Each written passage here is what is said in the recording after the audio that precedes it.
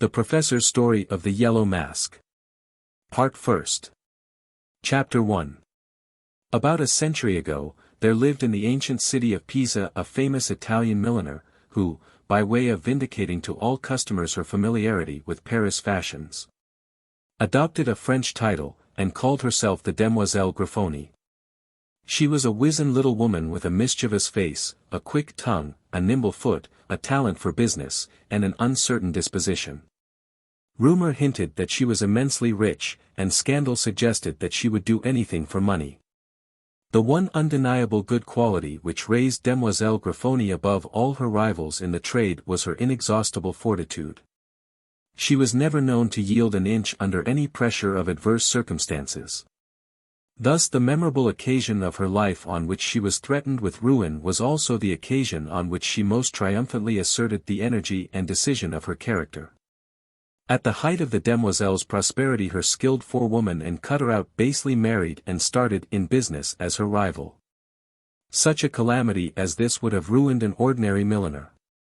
But the invincible Grifoni rose superior to it almost without an effort, and proved incontestably that it was impossible for hostile fortune to catch her at the end of her resources. While the minor milliners were prophesying that she would shut up shop, she was quietly carrying on a private correspondence with an agent in Paris. Nobody knew what these letters were about until a few weeks had elapsed, and then circulars were received by all the ladies in Pisa, announcing that the best French forewoman who could be got for money was engaged to superintend the great Grifoni establishment. This masterstroke decided the victory.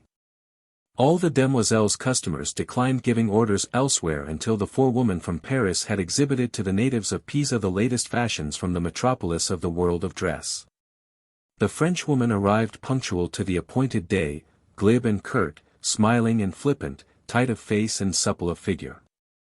Her name was Mademoiselle Virginie, and her family had inhumanly deserted her. She was set to work the moment she was inside the doors of the Grifoni establishment. A room was devoted to her own private use. Magnificent materials in velvet, silk, and satin, with due accompaniment of muslins, laces, and ribbons were placed at her disposal. She was told to spare no expense, and to produce, in the shortest possible time, the finest and nearest specimen dresses for exhibition in the showroom. Mademoiselle Virginie undertook to do everything required of her, produced her portfolios of patterns and her book of colored designs, and asked for one assistant who could speak French enough to interpret her orders to the Italian girls in the workroom. "I have the very person you want," cried Demoiselle Grifoni. "A workwoman we call Brigida here, the idlest slut in Pisa, but as sharp as a needle, has been in France, and speaks the language like a native. I'll send her to you directly." Mademoiselle Virginie was not left long alone with her patterns and silks. A tall woman, with bold black eyes, a reckless manner, and a step as firm as a man's, stalked into the room with the gait of a tragedy queen crossing the stage. The instant her eyes fell on the French forewoman, she stopped, threw up her hands in astonishment, and exclaimed, "Finette!" "Teresa!" cried the Frenchwoman, casting her scissors on the table, and advancing a few steps. "Hush! Call me Brigida. Hush! Call me Virginie." These two exclamations were uttered at the same moment, and then the two women scrutinized each other in silence. The swarthy cheeks of the Italian turned to a dull yellow, and the voice of the Frenchwoman trembled a little when she spoke again. "How, in the name of heaven, have you dropped down in the world as low as this?" she asked. "I thought you were provided for when—" "Silence," interrupted Brigida. "You see I was not provided for. I have had my misfortunes, and you are the last woman alive who ought to refer to them. Do you think I have not had my misfortunes, too, since we met?" Brigida's face brightened maliciously at those words. "You have had your revenge," continued Mademoiselle Virginie, coldly, turning away to the table and taking up the scissors again. Brigida followed her, threw one arm roughly round her neck, and kissed her on the cheek. "Let us be friends again," she said. The Frenchwoman laughed. "Tell me how I have had my revenge," pursued the other, tightening her grasp. Mademoiselle Virginie signed to Brigida to stoop, and whispered rapidly in her ear. The Italian listened eagerly, with fierce, suspicious eyes fixed on the door. When the whispering ceased, she loosened her hold, and, with a sigh of relief, pushed back her heavy black hair from her temples. "Now we are friends," she said, and sat down indolently in a chair placed by the worktable. "Friends," repeated Mademoiselle Virginie, with another laugh.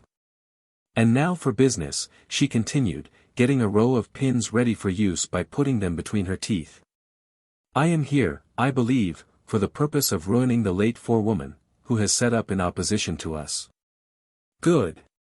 I will ruin her. Spread out the yellow brocaded silk, my dear, and pin that pattern on at your end, while I pin at mine. And what are your plans, Brigitte? Mind you don't forget that Finette is dead, and that Virginie has risen from her ashes. You can't possibly intend to stop here all your life. Leave an inch outside the paper, all round. You must have projects. What are they?" "Look at my figure," said Brigitte, placing herself in an attitude in the middle of the room. "Ah," rejoined the other, "it's not what it was. There's too much of it." "You want diet, walking, and a French staymaker," muttered Mademoiselle Virginie through her chevauchefries of pins. "Did the goddess Minerva walk, and employ a French staymaker? I thought she rode upon clouds, and lived at a period before waists were invented." "What do you mean?" "This, that my present project is to try if I can't make my fortune by sitting as a model for Minerva in the studio of the best sculptor in Pisa." "And who is he? Unwind me a yard or two of that black lace." "The master sculptor, Luca Lomi, an old family, once noble, but down in the world now. The master is obliged to make statues to get a living for his daughter and himself. More of the lace, double it over the bosom of the dress. And how is sitting to this needy sculptor to make your fortune?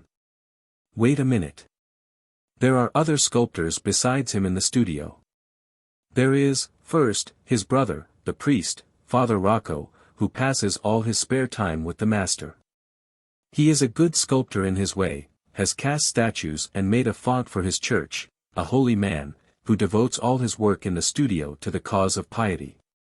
Ah, bah! We should think him a droll priest in France. More pins. You don't expect him to put money in your pocket, surely? Wait, I say again. There is a third sculptor in the studio, actually a nobleman. His name is Fabio D'Ascoli. He is rich, young, handsome, an only child, and little better than a fool. Fancy his working at sculpture, as if he had his bread to get by it, and thinking that an amusement. Imagine a man belonging to one of the best families in Pisa mad enough to want to make a reputation as an artist. Wait. Wait. The best is to come. His father and mother are dead, he has no near relations in the world to exercise authority over him, he is a bachelor, and his fortune is all at his own disposal, going a-begging, my friend. Absolutely going a-begging for want of a clever woman to hold out her hand and take it from him. Yes, yes, now I understand. The goddess Minerva is a clever woman, and she will hold out her hand and take his fortune from him with the utmost docility. The first thing is to get him to offer it. I must tell you that I am not going to sit to him, but to his master, Luca Lomi, who is doing the statue of Minerva. The face is modeled from his daughter, and now he wants somebody to sit for the bust and arms. Maddalena Lomi and I are as nearly as possible the same height, I hear, the difference between us being that I have a good figure and she has a bad one. I have offered to sit, through a friend who is employed in the studio. If the master accepts, I am sure of an introduction to our rich young gentleman, and then leave it to my good looks, my various accomplishments, and my ready tongue, to do the rest. Stop. I won't have the lace doubled, on second thoughts. I'll have it single, and running all round the dress in curves, so. Well, and who is this friend of yours employed in the studio? A fourth sculptor? No, no. The strangest, simplest little creature. Just then a faint tap was audible at the door of the room. Brigida laid her finger on her lips, and called impatiently to the person outside to come in. The door opened gently, and a young girl, poorly but very neatly dressed, entered the room. She was rather thin and under the average height, but her head and figure were in perfect proportion. Her hair was of that gorgeous auburn color, her eyes of that deep violet blue, which the portraits of Giorgione and Titian have made famous as the type of Venetian beauty. Her features possessed the definiteness and regularity, the good modeling, to use an artist's term, which is the rarest of all womanly charms, in Italy as elsewhere. The one serious defect of her face was its paleness. Her cheeks, wanting nothing in form, wanted everything in color. That look of health, which is the essential crowning point of beauty, was the one attraction which her face did not possess. She came into the room with a sad and weary expression in her eyes, which changed, however, the moment she observed the magnificently dressed French forewoman, into a look of astonishment, and almost of awe. Her manner became shy and embarrassed. And after an instant of hesitation, she turned back silently to the door. "Stop, stop, Nanina," said Brigida, in Italian. "Don't be afraid of that lady. She is our new forewoman, and she has it in her power to do all sorts of kind things for you. Look up, and tell us what you want. You were 16 last birthday, Nanina, and you behaved like a baby of 2 years old." "I only came to know if there was any work for me today," said the girl, in a very sweet voice, that trembled a little as she tried to face the fashionable French forewoman again. "No work, child, that is easy enough for you to do," said Brigida. "Are you going to the studio today?" Some of the color that Nanina's cheeks wanted began to steal over them as she answered, "Yes." "Don't forget my message, darling.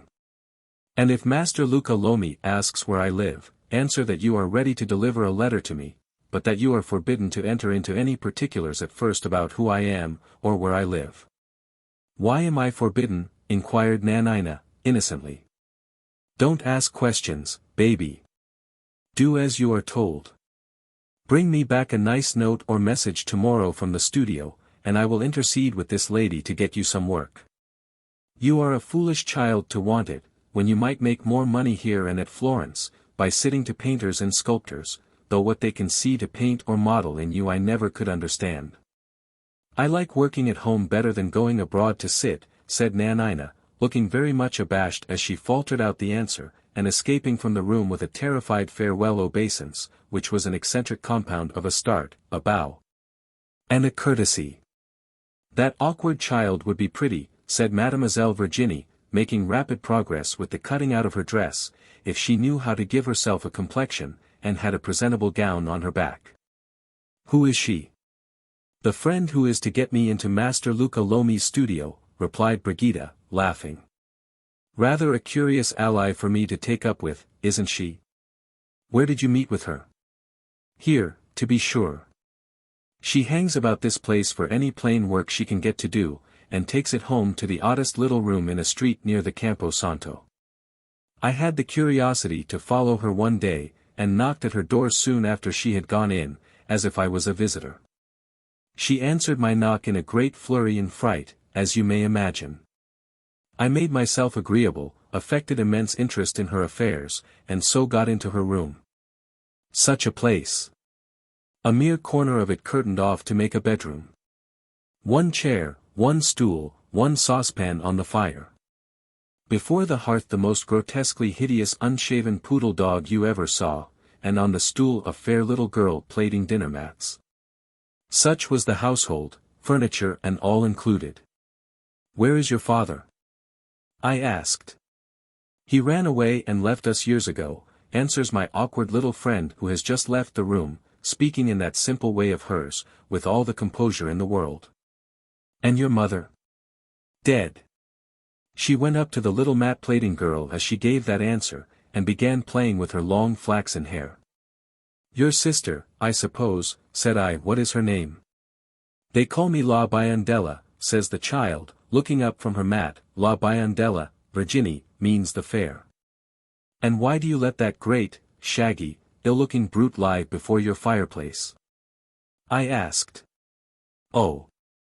cried the little mat plater, that is our dear old dog, Scaramuccia. He takes care of the house when Nanina is not at home. He dances on his hind legs, and jumps through a hoop, and tumbles down dead when I cry bang. Scaramuccia followed us home one night, years ago, and he has lived with us ever since. He goes out every day by himself, we can't tell where, and generally returns licking his chops, which makes us afraid that he is a thief. But nobody finds him out, because he is the cleverest dog that ever lived. The child ran on in this way about the great beast by the fireplace, till I was obliged to stop her, while that simpleton Nanina stood by, laughing and encouraging her. I asked them a few more questions, which produced some strange answers. They did not seem to know of any relations of theirs in the world.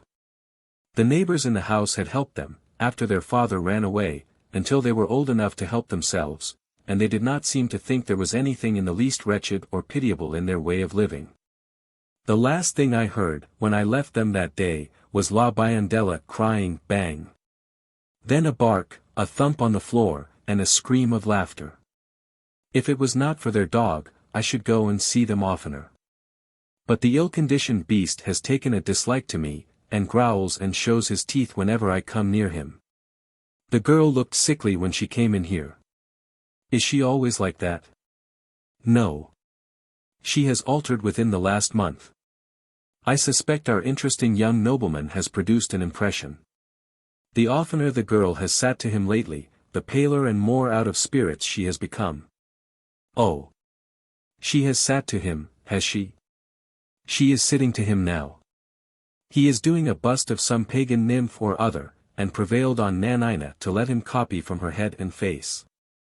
According to her own account, the little fool was frightened at first, and gave him all the trouble in the world before she would consent. And now she has consented, don't you think it likely she may turn out rather a dangerous rival? Men are such fools, and take such fancies into their heads. Ridiculous.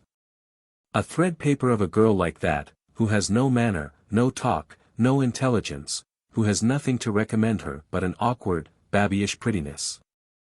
Dangerous to me? No, no. If there is danger at all, I have to dread it from the sculptor's daughter. I don't mind confessing that I am anxious to see Maddalena Lomi.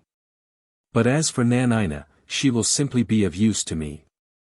All I know already about the studio and the artists in it, I know through her.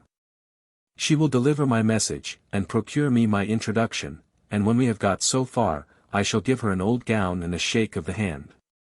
And then, good-bye to our little innocent.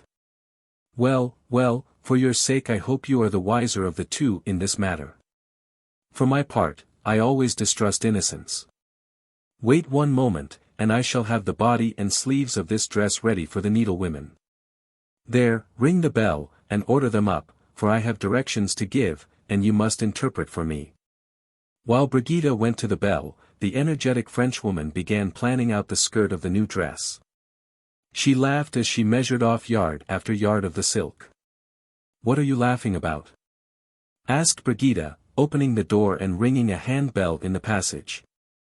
I can't help fancying, dear, in spite of her innocent face and her artless ways, that your young friend is a hypocrite. And I am quite certain, love, that she is only a simpleton. Chapter 2. The studio of the master sculptor, Luca Lomi, was composed of 2 large rooms unequally divided by a wooden partition, with an arched doorway cut in the middle of it. While the milliners of the Grafoni establishment were industriously shaping dresses, the sculptors in Luca Lomi's workshop were, in their way, quite as hard at work shaping marble and clay. In the smaller of the 2 rooms the young nobleman, only addressed in the studio by his Christian name of Fabio, was busily engaged on his bust, with Nanina sitting before him as a model. His was not one of those traditional Italian faces from which subtlety and suspicion are always supposed to look out darkly on the world at large. Both countenance and expression proclaimed his character frankly and freely to all who saw him. Quick intelligence looked brightly from his eyes, and easy good humor laughed out pleasantly in the rather quaint curve of his lips. For the rest, His face expressed the defects as well as the merits of his character, showing that he wanted resolution and perseverance just as plainly as it showed also that he possessed amiability and intelligence. At the end of the large room, nearest to the street door, Luca Lomi was standing by his life-size statue of Minerva, and was issuing directions, from time to time, to some of his workmen, who were roughly chiseling the drapery of another figure. At the opposite side of the room, nearest to the partition, his brother, Father Rocco, was taking a cast from a statuette of the Madonna. While Maddalena Lomi, the sculptor's daughter, released from sitting for Minerva's face, walked about the two rooms, and watched what was going on in them. There was a strong family likeness of a certain kind between father, brother and daughter. All three were tall, handsome, dark-haired, and dark-eyed, nevertheless, they differed in expression, strikingly as they resembled one another in feature. Maddalena Lomi's face betrayed strong passions, but not an ungenerous nature. Her father, with the same indications of a violent temper, had some sinister lines about his mouth and forehead which suggested anything rather than an open disposition. Father Rocco's countenance, on the other hand, looked like the personification of absolute calmness and invincible moderation. And his manner, which, in a very firm way, was singularly quiet and deliberate, assisted in carrying out the impression produced by his face. The daughter seemed as if she could fly into a passion at a moment's notice, and forgive also at a moment's notice. The father, appearing to be just as irritable, had something in his face which said, as plainly as if in words, "Anger me, and I never pardon." The priest looked as if he need never be called on either to ask forgiveness or to grant it, for the double reason that he could irritate nobody else, and that nobody else could irritate him. "Rocco," said Luca, looking at the face of his Minerva, which was now finished, "this statue of mine will make a sensation."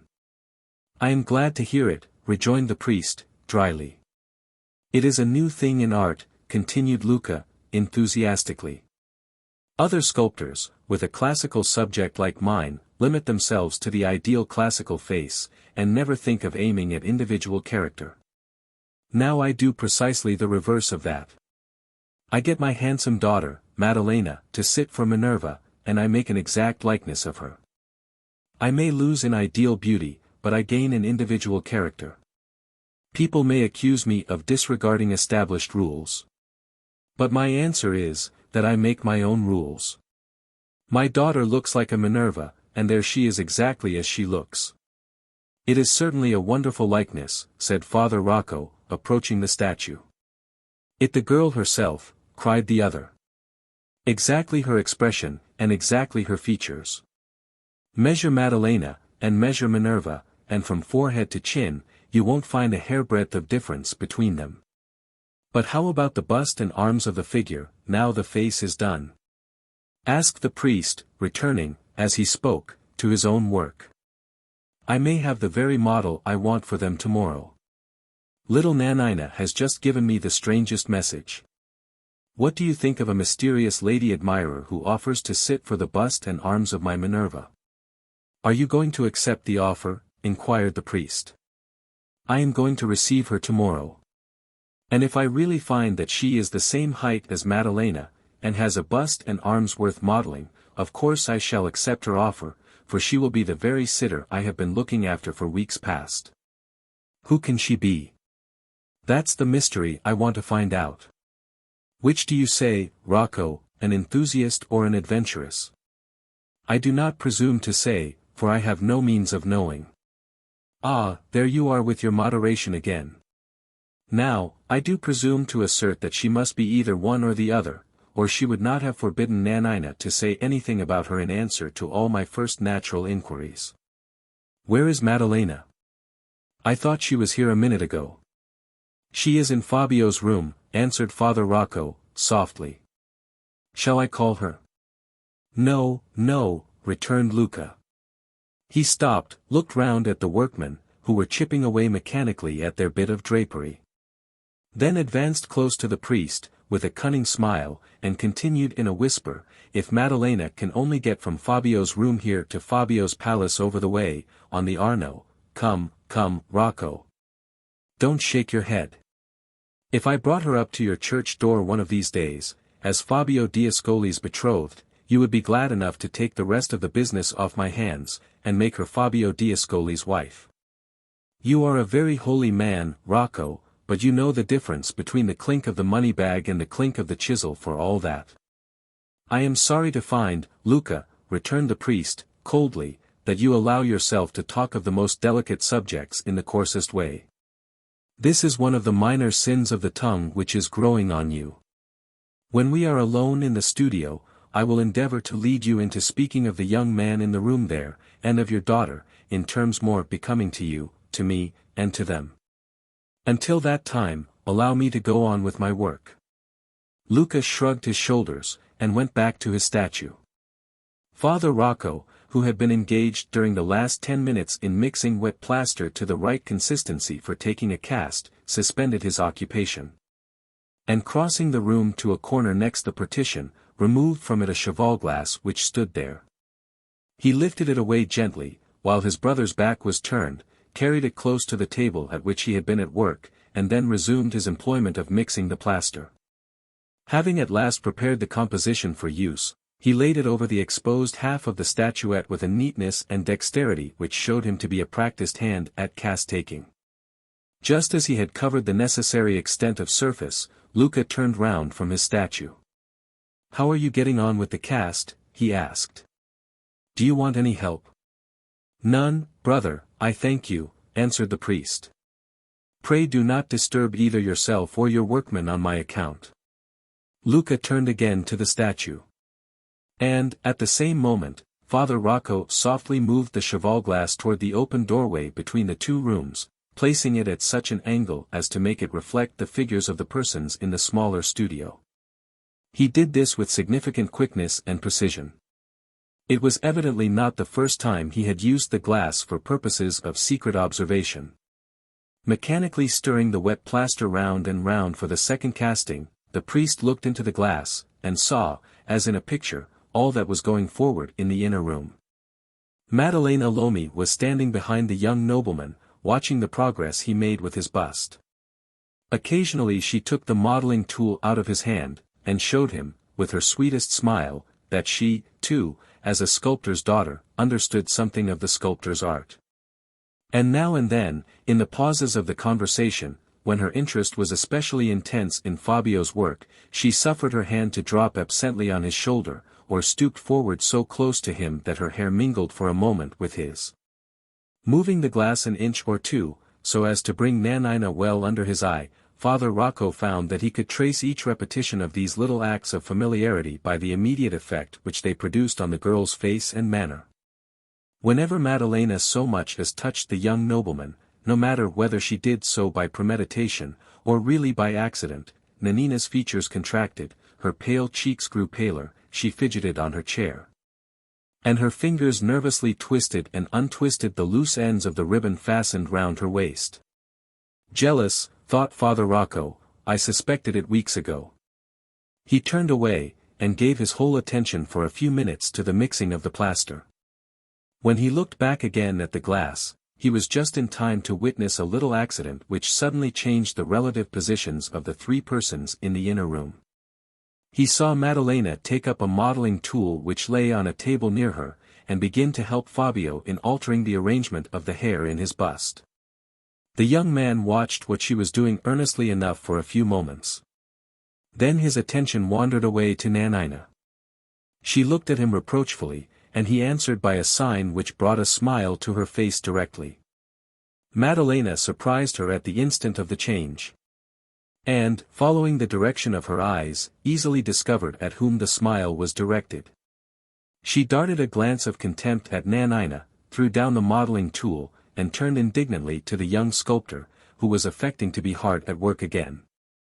"Signor Fabio," she said, "the next time you forget what is due to your rank and yourself, warn me of it, if you please, beforehand, and I will take care to leave the room."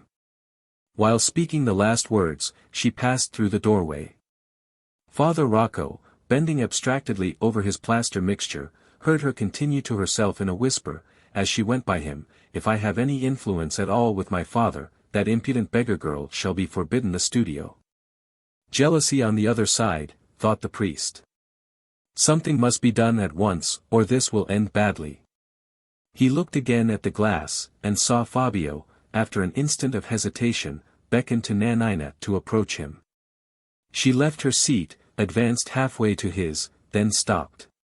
He stepped forward to meet her, and, taking her by the hand, whispered earnestly in her ear.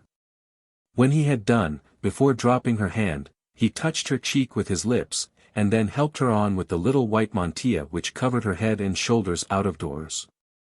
The girl trembled violently, and drew the linen close to her face as Fabio walked into the larger studio, and, addressing Father Rocco, said, "I am afraid I am more idle, or more stupid, than ever today.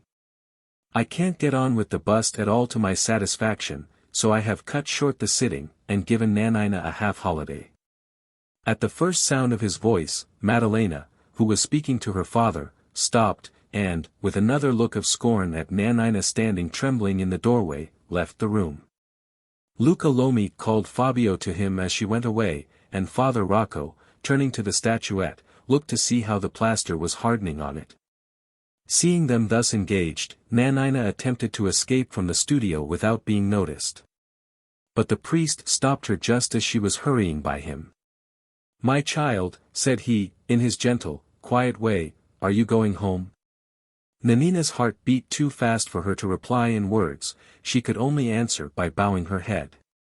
"Take this for your little sister," pursued Father Rocco, putting a few silver coins in her hand. "I have got some customers for those mats she plates so nicely. You need not bring them to my rooms. I will come and see you this evening, when I am going my rounds among my parishioners, and will take the mats away with me. You are a good girl, Nanina, you have always been a good girl, and as long as I am alive, my child, you shall never want a friend and an adviser." Nanina's eyes filled with tears. She drew the mantilla closer than ever round her face, as she tried to thank the priest. Father Rocco nodded to her kindly, and laid his hand lightly on her head for a moment, then turned round again to his cast. "Don't forget my message to the lady who is to sit to me tomorrow," said Luca to Nanina, as she passed him on her way out of the studio. After she had gone, Fabio returned to the priest, who was still busy over his cast. "I hope you will get on better with the bust tomorrow," said Father Rocco, politely. "I am sure you cannot complain of your model." "Complain of her," cried the young man, warmly, "she has the most beautiful head I ever saw. If I were 20 times the sculptor that I am, I should despair of being able to do her justice." He walked into the inner room to look at his bust again, lingered before it for a little while, and then turned to retrace his steps to the larger studio. Between him and the doorway stood 3 chairs. As he went by them, he absently touched the backs of the first 2, and passed the third, but just as he was entering the larger room, stopped, as if struck by a sudden recollection, returned hastily, and touched the third chair. Raising his eyes, as he approached the large studio again after doing this, he met the eyes of the priest fixed on him in unconcealed astonishment. "Signor Fabio!" exclaimed Father Rocco, with a sarcastic smile, "who would ever have imagined that you were superstitious?" "My nurse was," returned the young man, reddening, and laughing rather uneasily. "She taught me some bad habits that I have not got over yet." With those words he nodded and hastily went out. "Superstitious," said Father Rocco softly to himself. He smiled again, reflected for a moment, and then, going to the window, looked into the street. The way to the left led to Fabio's palace, and the way to the right to the Campo Santo, in the neighborhood of which Nanina lived. The priest was just in time to see the young sculptor take the way to the right. After another half-hour had elapsed, the 2 workmen quitted the studio to go to dinner, and Luca and his brother were left alone. "We may return now," said Father Rocco, "to that conversation which was suspended between us earlier in the day." "I have nothing more to say," rejoined Luca, sulkily. "Then you can listen to me, brother, with the greater attention," pursued the priest. "I objected to the coarseness of your tone in talking of our young pupil and your daughter. I object still more strongly to your insinuation that my desire to see them married, provided always that they are sincerely attached to each other, springs from a mercenary motive. You are trying to snare me, Rocco, in a mesh of fine phrases. But I am not to be caught. I know what my own motive is for hoping that Madalena may get an offer of marriage from this wealthy young gentleman. She will have his money, and we shall all profit by it. That is coarse and mercenary, if you please. But it is the true reason why I want to see Madalena married to Fabio. You want to see it, too, and for what reason, I should like to know, if not for mine. Of what use would wealthy relations be to me? What are people with money, what is money itself, to a man who follows my calling? Money is something to everybody. Is it? When have you found that I have taken any account of it?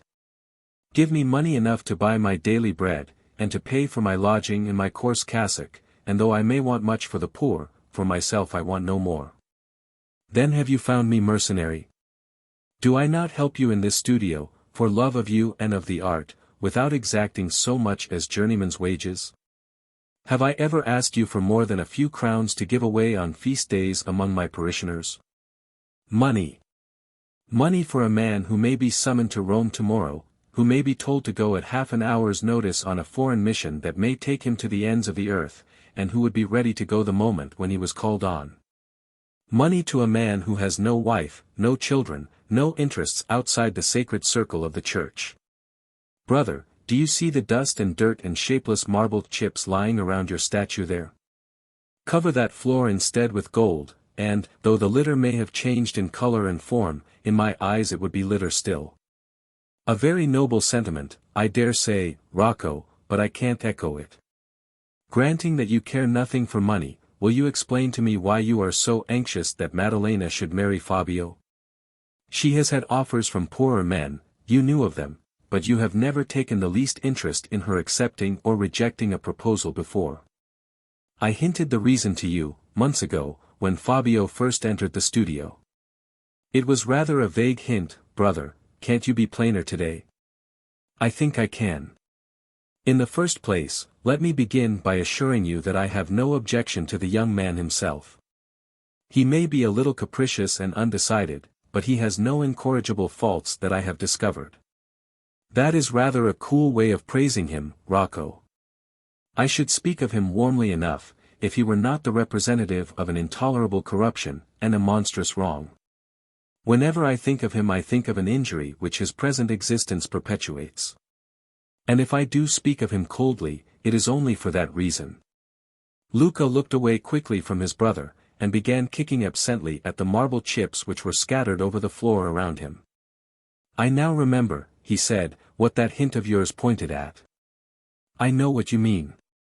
Then you know, answered the priest, that while part of the wealth which Fabio d'Ascoli possesses is honestly and incontestably his own, part, also, has been inherited by him from the spoilers and robbers of the church. Blame his ancestors for that, don't blame him. I blame him as long as the spoil is not restored. How do you know that it was spoil, after all? I have examined more carefully than most men the records of the civil wars in Italy, and I know that the ancestors of Fabio d'Ascoli wrung from the church, in her hour of weakness, property which they dared to claim as their right. I know of titles to lands signed away, in those stormy times, under the influence of fear, or through false representations of which the law takes no account. I call the money thus obtained spoil, and I say that it ought to be restored, and shall be restored, to the church from which it was taken. And what does Fabio answer to that, brother? I have not spoken to him on the subject. Why not? Because I have, as yet, no influence over him. When he is married, his wife will have influence over him, and she shall speak. Madalena, I suppose. How do you know that she will speak? Have I not educated her? Does she not understand what her duties are toward the church, in whose bosom she has been reared? Luca hesitated uneasily, and walked away a step or two before he spoke again. Does this spoil, as you call it, amount to a large sum of money? He asked, in an anxious whisper. I may answer that question, Luca, at some future time, said the priest.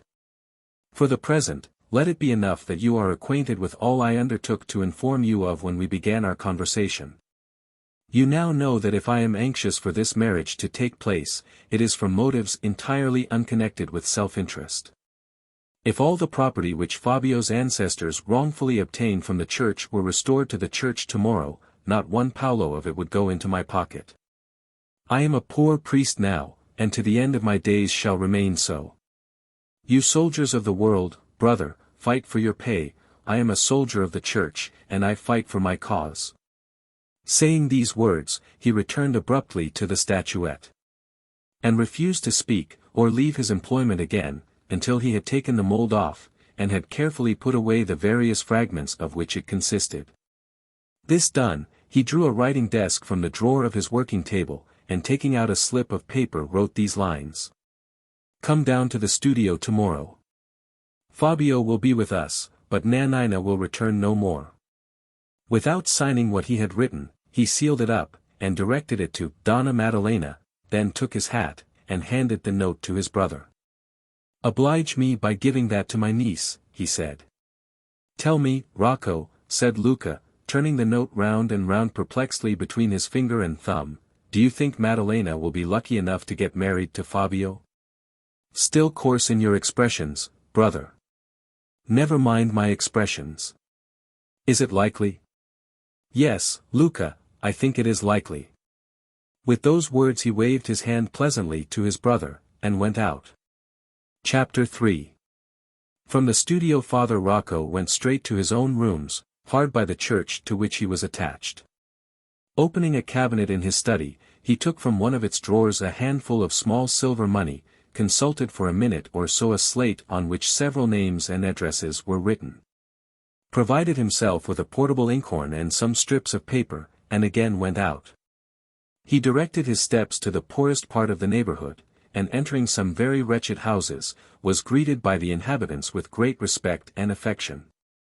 The women, especially, kissed his hands with more reverence than they would have shown to the highest crowned head in Europe. In return, he talked to them as easily and unconstrainedly as if they were his equals. Sat down cheerfully on dirty bedsides and rickety benches, and distributed his little gifts of money with the air of a man who was paying debts rather than bestowing charity. Where he encountered cases of illness, he pulled out his inkhorn and slips of paper, and wrote simple prescriptions to be made up from the medicine chest of a neighboring convent. Which served the same merciful purpose then that is answered by dispensaries in our days. When he had exhausted his money, and had got through his visits, he was escorted out of the poor quarter by a perfect train of enthusiastic followers. The women kissed his hand again, and the men uncovered as he turned, and, with a friendly sign, bade them all farewell. As soon as he was alone again, he walked toward the Campo Santo, and, passing the house in which Nanina lived, sauntered up and down the street thoughtfully for some minutes. When he at length ascended the steep staircase that led to the room occupied by the sisters, he found the door ajar. Pushing it open gently, he saw La Biondella sitting with her pretty, fair profile turned toward him, eating her evening meal of bread and grapes. At the opposite end of the room, Scaramuccia was perched up on his hindquarters in a corner, with his mouth wide open to catch the morsel of bread which he evidently expected the child to throw to him. What the elder sister was doing, the priest had not time to see, for the dog barked the moment he presented himself, and Nanina hastened to the door to ascertain who the intruder might be. All that he could observe was that she was too confused, on catching sight of him, to be able to utter a word. La Biondella was the first to speak.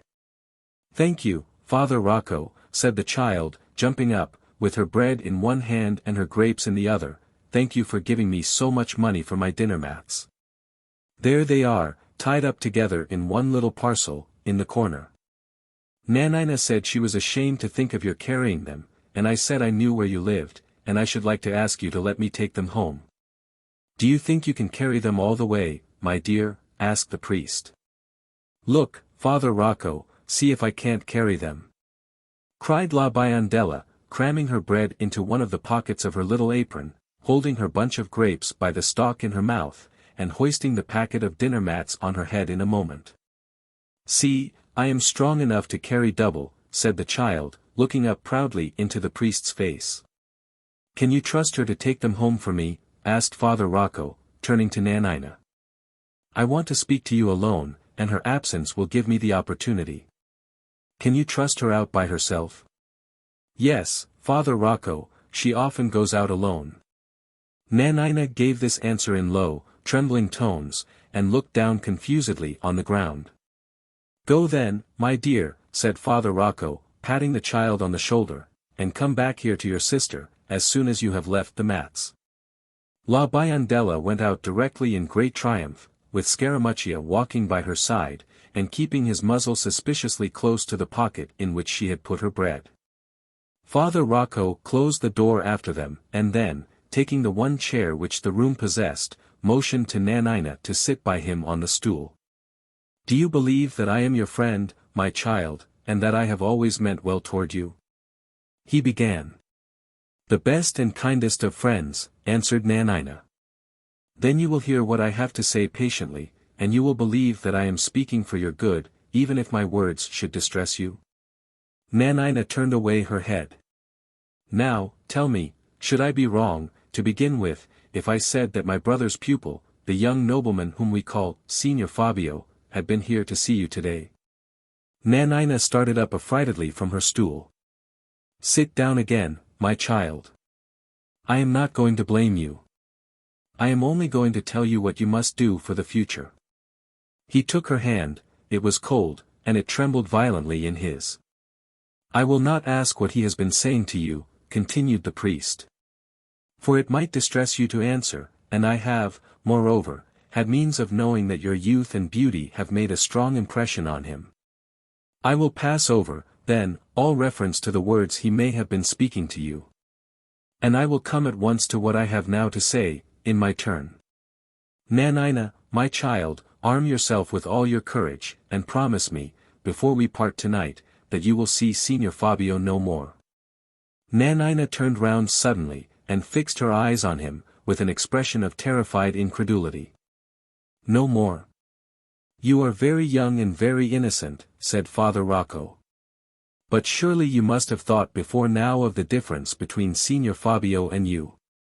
Surely you must have often remembered that you are low down among the ranks of the poor, and that he is high up among the rich and the nobly born.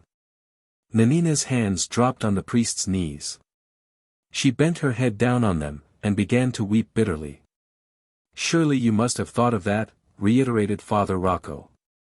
Oh, I have often, often thought of it, murmured the girl. I have mourned over it, and cried about it in secret for many nights past.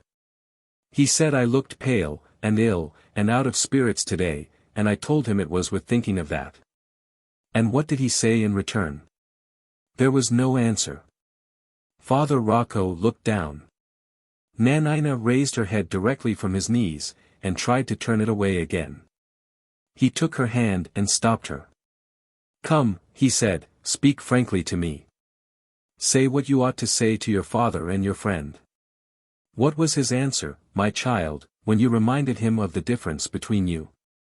He said I was born to be a lady, faltered the girl, still struggling to turn her face away, and that I might make myself one if I would learn and be patient.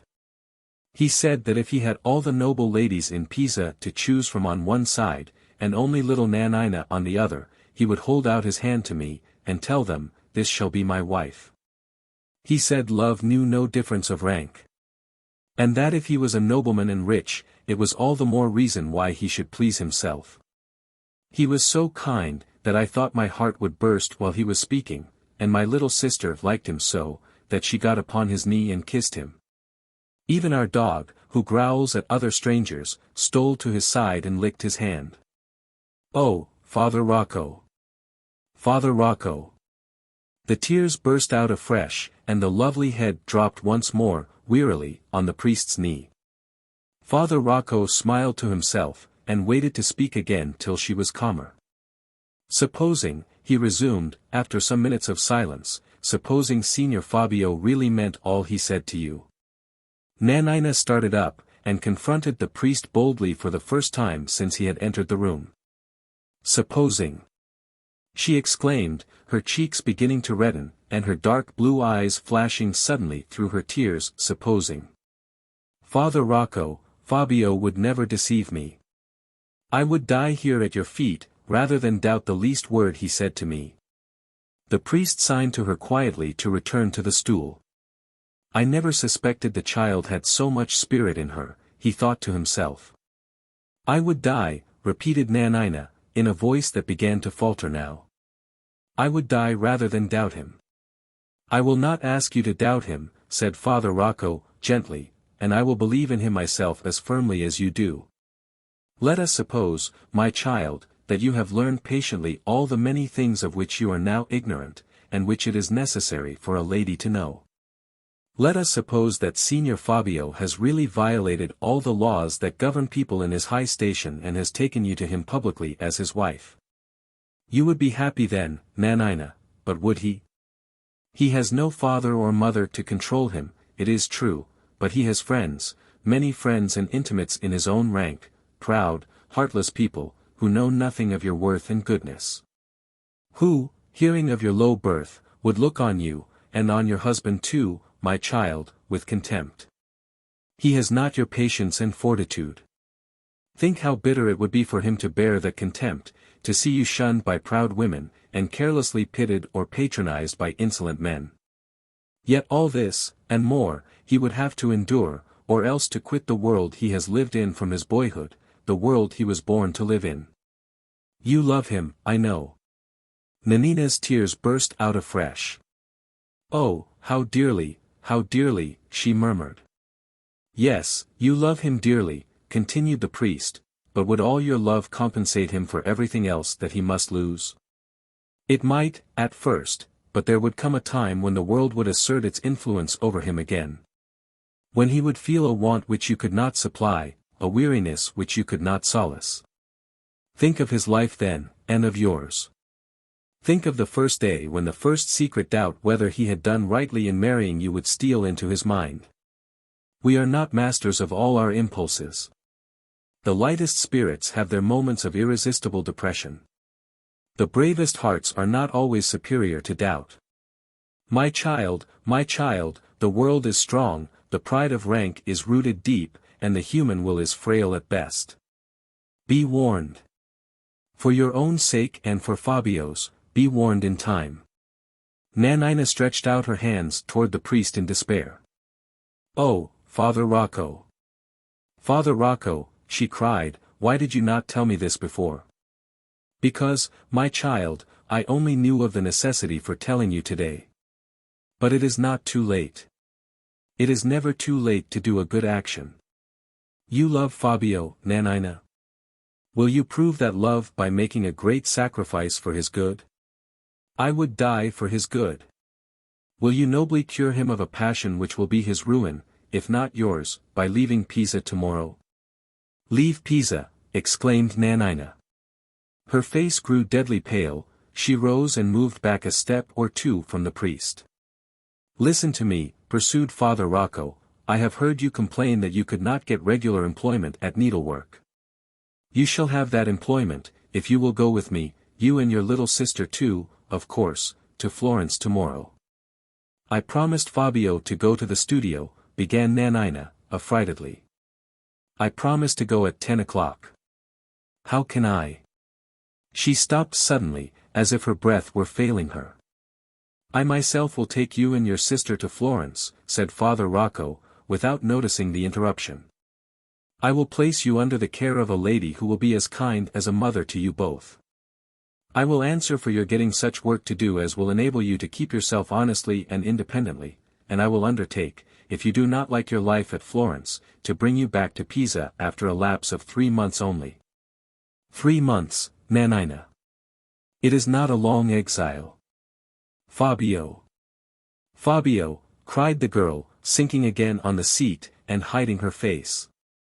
It is for his good, said Father Rocco, calmly, for Fabio's good, remember. What would he think of me if I went away? Oh, if I had but learned to write. If I could only write Fabio a letter. Am I not to be depended on to explain to him all that he ought to know? How can I go away from him? Oh! Father Rocco, how can you ask me to go away from him? I will ask you to do nothing hastily. I will leave you till tomorrow morning to decide. At 9 o'clock I shall be in the street. And I will not even so much as enter this house, unless I know beforehand that you have resolved to follow my advice. Give me a sign from your window. If I see you wave your white mantilla out of it, I shall know that you have taken the noble resolution to save Fabio and to save yourself. I will say no more, my child, for, unless I am grievously mistaken in you, I have already said enough. He went out, leaving her still weeping bitterly. Not far from the house, he met La Biondella and the dog on their way back. The little girl stopped to report to him the safe delivery of her dinner mats. But he passed on quickly with a nod and a smile. His interview with Nanina had left some influence behind it, which unfitted him just then for the occupation of talking to a child. Nearly half an hour before 9 o'clock on the following morning, Father Rocco set forth for the street in which Nanina lived. On his way thither he overtook a dog walking lazily a few paces ahead in the roadway. And saw, at the same time, an elegantly dressed lady advancing toward him. The dog stopped suspiciously as she approached, and growled and showed his teeth when she passed him. The lady, on her side, uttered an exclamation of disgust, but did not seem to be either astonished or frightened by the animal's threatening attitude. Father Rocco looked after her with some curiosity as she walked by him. She was a handsome woman, and he admired her courage. I know that growling brute well enough, he said to himself, but who can the lady be? The dog was Scaramuccia, returning from one of his marauding expeditions. The lady was Brigida, on her way to Luca Lomi's studio. Some minutes before 9 o'clock the priest took his post in the street, opposite Nanina's window. It was open. But neither she nor her little sister appeared at it. He looked up anxiously as the church clock struck the hour, but there was no sign for a minute or so after they were all silent. Is she hesitating still? Said Father Rocco to himself. Just as the words passed his lips, the white mantilla was waved out of the window. Part 2. Chapter 1. Even the masterstroke of replacing the treacherous Italian forewoman by a French dressmaker, engaged direct from Paris, did not at first avail to elevate the great Grifoni establishment above the reach of minor calamities. Mademoiselle Virginie had not occupied her new situation at Pisa quite a week before she fell ill. All sorts of reports were circulated as to the cause of this illness. And the Demoiselle Grifoni even went so far as to suggest that the health of the new forewoman had fallen a sacrifice to some nefarious practices of the chemical sort, on the part of her rival in the trade. But, however the misfortune had been produced, it was a fact that Mademoiselle Virginie was certainly very ill, and another fact that the doctor insisted on her being sent to the baths of Lucca as soon as she could be moved from her bed.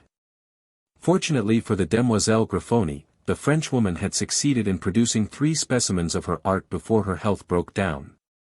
They comprised the evening dress of yellow brocaded silk, to which she had devoted herself on the morning when she first assumed her duties at Pisa, a black cloak and hood of an entirely new shape, and an irresistibly fascinating dressing gown, said to have been first brought into fashion by the princesses of the blood royal of France. These articles of costume, on being exhibited in the showroom, electrified the ladies of Pisa. And orders from all sides flowed in immediately on the Grifoni establishment. They were, of course, easily executed by the inferior workwomen, from the specimen designs of the French dressmaker. So that the illness of Mademoiselle Virginie, though it might cause her mistress some temporary inconvenience, was, after all, productive of no absolute loss. 2 months at the baths of Lucca restored the new forewoman to health. She returned to Pisa, and resumed her place in the private workroom. Once re-established there, she discovered that an important change had taken place during her absence. Her friend and assistant, Brigida, had resigned her situation. All inquiries made of the Demoiselle Grifoni only elicited one answer: the missing workwoman had abruptly left her place at 5 minutes' warning, and had departed without confiding to anyone what she thought of doing, or whither she intended to turn her steps.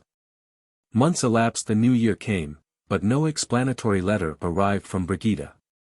The spring season passed off, with all its accompaniments of dressmaking and dress-buying, but still there was no news of her. The first anniversary of Mademoiselle Virginie's engagement with the Demoiselle Grifoni came round. And then at last a note arrived, stating that Brigida had returned to Pisa, and that if the French forewoman would send an answer, mentioning where her private lodgings were, she would visit her old friend that evening after business hours. The information was gladly enough given, and, punctually to the appointed time, Brigida arrived in Mademoiselle Virginie's little sitting room. Advancing with her usual indolent stateliness of gait, the Italian asked after her friend's health as coolly, and sat down in the nearest chair as carelessly, as if they had not been separated for more than a few days. Mademoiselle Virginie laughed in her liveliest manner, and raised her mobile French eyebrows in sprightly astonishment. "Well, Brigida," she exclaimed, "they certainly did you no injustice when they nicknamed you Care-for-Nothing, in old Grifoni's workroom. Where have you been? Why have you never written to me?" "I had nothing particular to write about. And besides, I always intended to come back to Pisa and see you," answered Brigida, leaning back luxuriously in her chair. "But where have you been for nearly a whole year past?" "In Italy." "No, at Paris. You know I can sing, not very well. But I have a voice, and most French women, excuse the impertinence, have none. I met with a friend, and got introduced to a manager, and I have been singing at the theatre, not the great parts, only the second. Your amiable countrywomen could not screech me down on the stage, but they intrigued against me successfully behind the scenes. In short, I quarrelled with our principal lady, quarrelled with the manager, quarrelled with my friend. And here I am back at Pisa, with a little money saved in my pocket, and no great notion what I am to do next." "Back at Pisa? Why did you leave it?" Brigida's eyes began to lose their indolent expression. She sat up suddenly in her chair, and set one of her hands heavily on a little table by her side. "Why?" she repeated. "Because when I find the game going against me, I prefer giving it up at once to waiting to be beaten." "Ah! You refer to that last year's project of yours for making your fortune among the sculptors. I should like to hear how it was you failed with the wealthy young amateur. Remember that I fell ill before you had any news to give me. Your absence when I returned from Lucca, and, almost immediately afterward, the marriage of your intended conquest to the sculptor's daughter, proved to me, of course, that you must have failed. But I never heard how. I know nothing at this moment but the bare fact that Maddalena Lomi won the prize. Tell me first, do she and her husband live together happily? There are no stories of their disagreeing. She has dresses, horses, carriages. A Negro page, the smallest lapdog in Italy, in short, all the luxuries that a woman can want, and a child, by the by, into the bargain." "A child?" "Yes, a child, born little more than a week ago." "Not a boy, I hope?" "No, a girl." "I am glad of that. Those rich people always want the firstborn to be an heir. They will both be disappointed. I am glad of that. Mercy on us, Brigida, how fierce you look." "Do I? It's likely enough. I hate Fabio D'Ascoli and Maddalena Lomi, singly as man and woman, doubly as man and wife." "Stop. I'll tell you what you want to know directly. Only answer me another question or two first. Have you heard anything about her health?" "How should I hear? Dressmakers can't inquire at the doors of the nobility." "True. Now one last question. That little simpleton, Nanina? I have never seen or heard anything of her. She can't be at Pisa, or she would have called at our place for work." "Ah! I need not have asked about her if I had thought a moment beforehand. Father Rocco would be sure to keep her out of Fabio's sight, for his niece's sake." "What, he really loved that threadpaper of a girl as you called her? Better than 50 such wives as he has got now. I was in the studio the morning he was told of her departure from Pisa. A letter was privately given to him, telling him that the girl had left the place out of a feeling of honor, and had hidden herself beyond the possibility of discovery, to prevent him from compromising himself with all his friends by marrying her.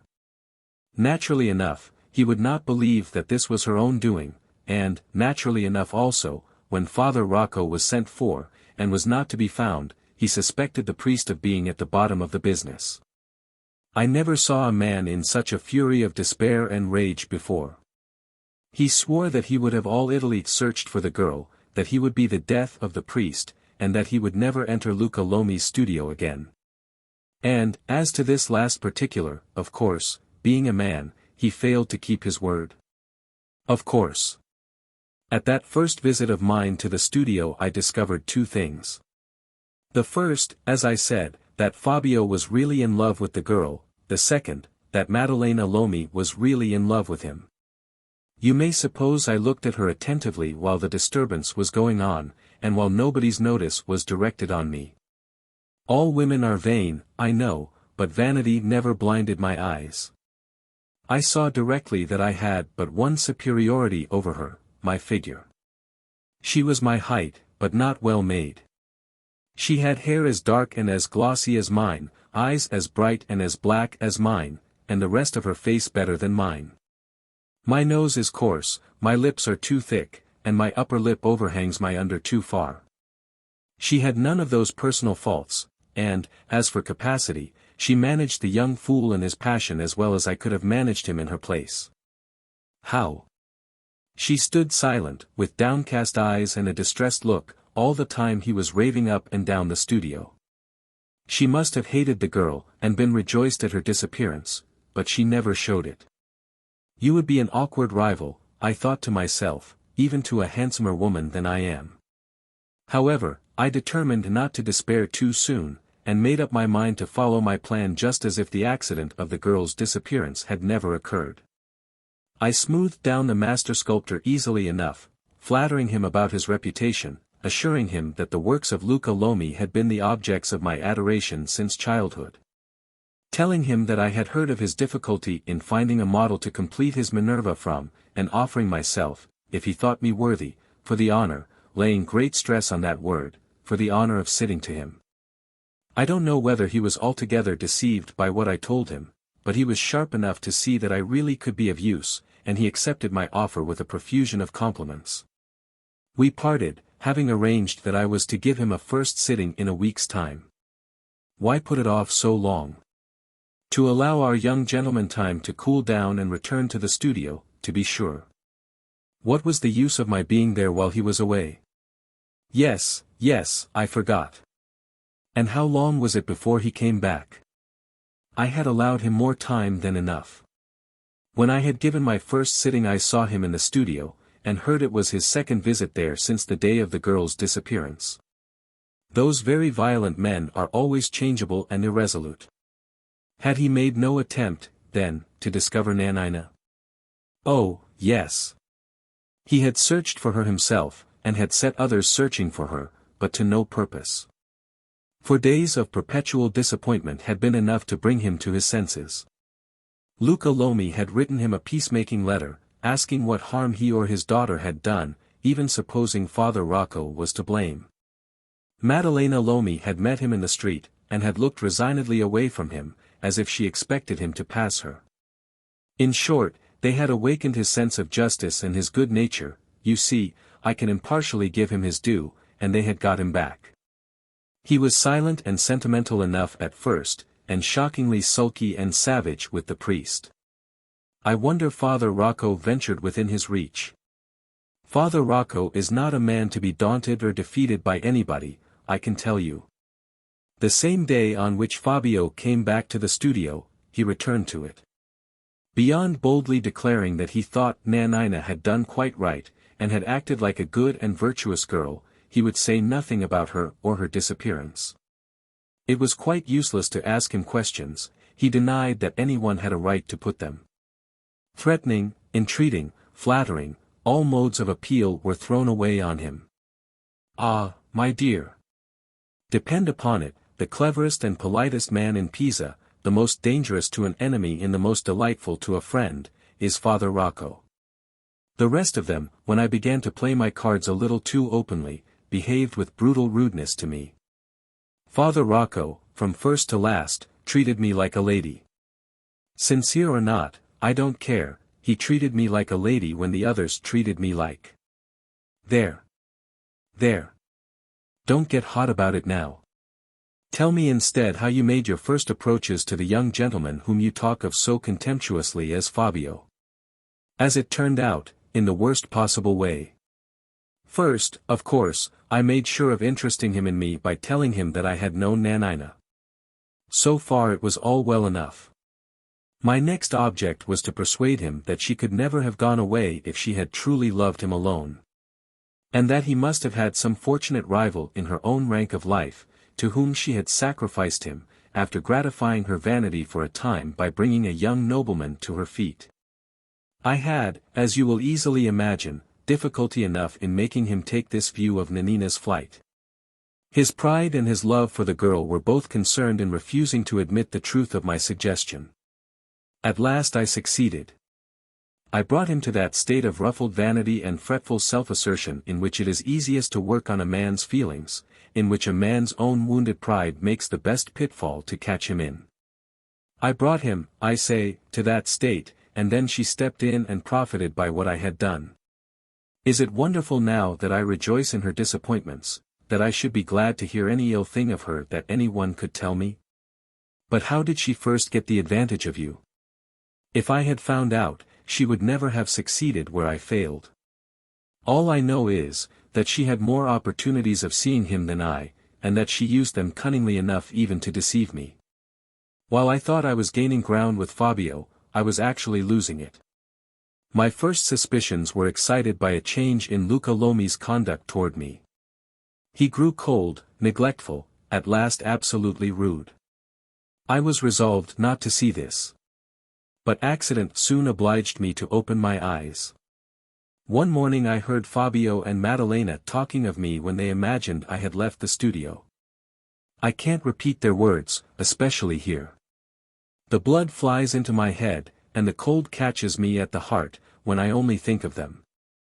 It will be enough if I tell you that he laughed at me, and that she... Hush! Not so loud. There are other people lodging in the house. Never mind about telling me what you heard, it only irritates you to no purpose. I can guess that they had discovered. Through her, remember, all through her. Yes, I understand. They had discovered a great deal more than you ever intended them to know, and all through her. But for the priest, Virginie, I should have been openly insulted and driven from their doors. He had insisted on their behaving with decent civility toward me. They said that he was afraid of me, and laughed at the notion of his trying to make them afraid too. That was the last thing I heard. The fury I was in, and the necessity of keeping it down, almost suffocated me. I turned round to leave the place forever, when, who should I see, standing close behind me, but Father Rocco. He must have discovered in my face that I knew all, but he took no notice of it. He only asked, in his usual quiet, polite way, if I was looking for anything I had lost, and if he could help me. I managed to thank him, and to get to the door. He opened it for me respectfully, and bowed. He treated me like a lady to the last. It was evening when I left the studio in that way. The next morning I threw up my situation, and turned my back on Pisa. Now you know everything. Did you hear of the marriage? Or did you only assume from what you knew that it would take place? I heard of it about 6 months ago. A man came to sing in the chorus at our theater who had been employed some time before at the grand concert given on the occasion of the marriage. But let us drop the subject now. I am in a fever already with talking of it. You are in a bad situation here, my dear. I declare your room is almost stifling. Shall I open the other window? No, let us go out and get a breath of air by the riverside. Come. Take your hood and fan, it is getting dark, nobody will see us, and we can come back here, if you like, in half an hour. Mademoiselle Virginie acceded to her friend's wish rather reluctantly. They walked toward the river. The sun was down, and the sudden night of Italy was gathering fast. Although Brigida did not say another word on the subject of Fabio or his wife, she led the way to the bank of the Arno, on which the young nobleman's palace stood. Just as they got near the great door of entrance, a sedan chair, approaching in the opposite direction, was set down before it.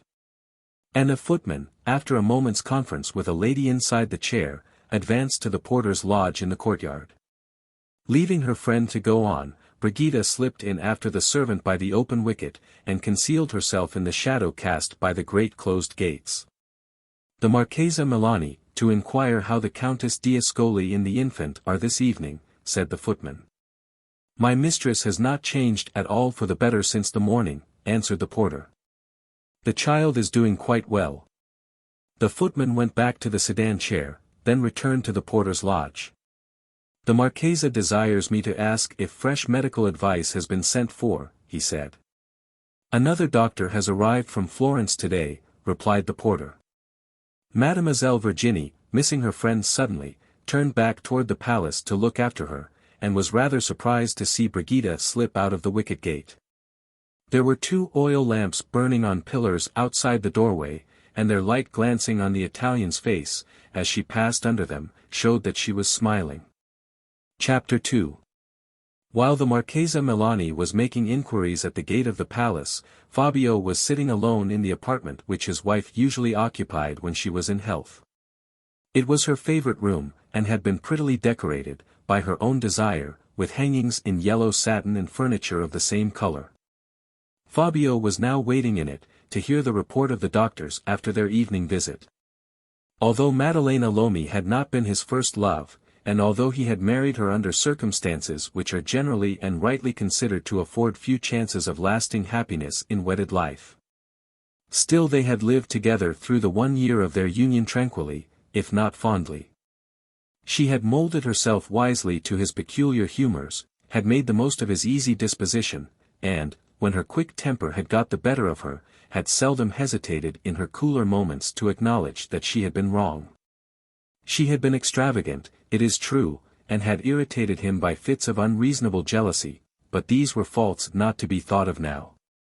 He could only remember that she was the mother of his child, and that she lay ill but 2 rooms away from him, dangerously ill, as the doctors had unwillingly confessed on that very day.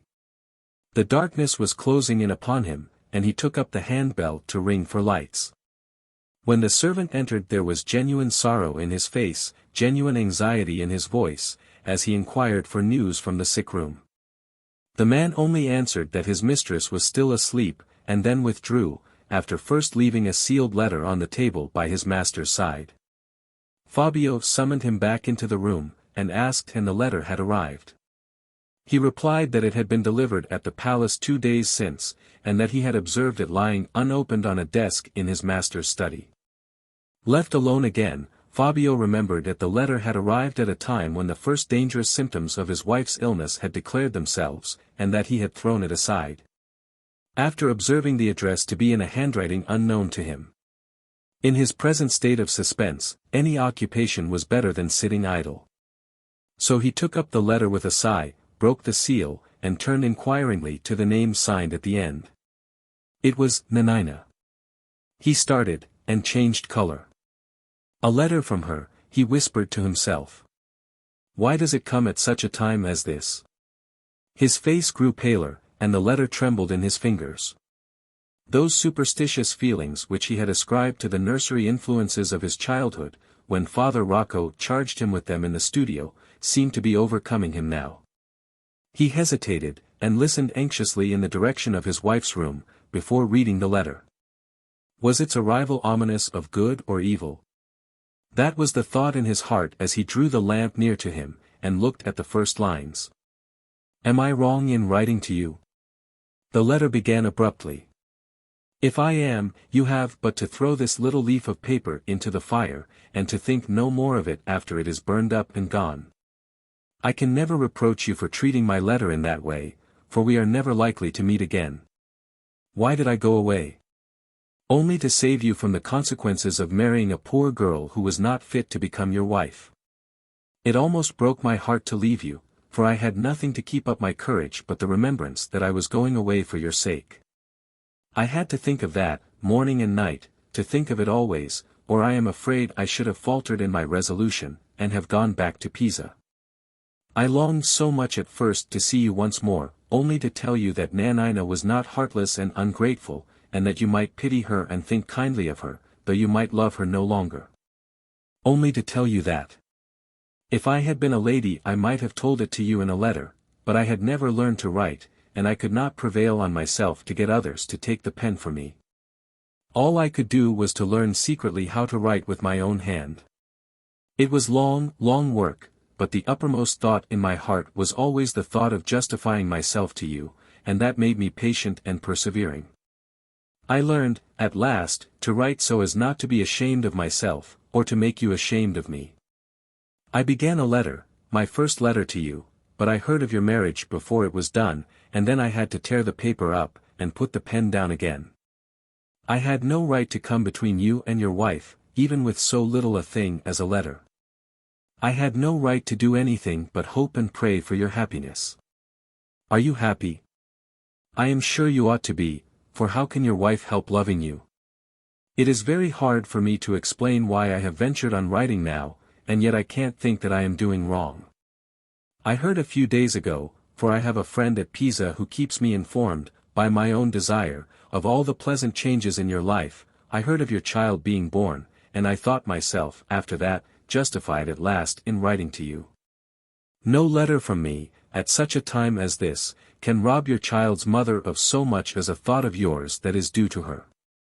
Thus, at least, it seems to me.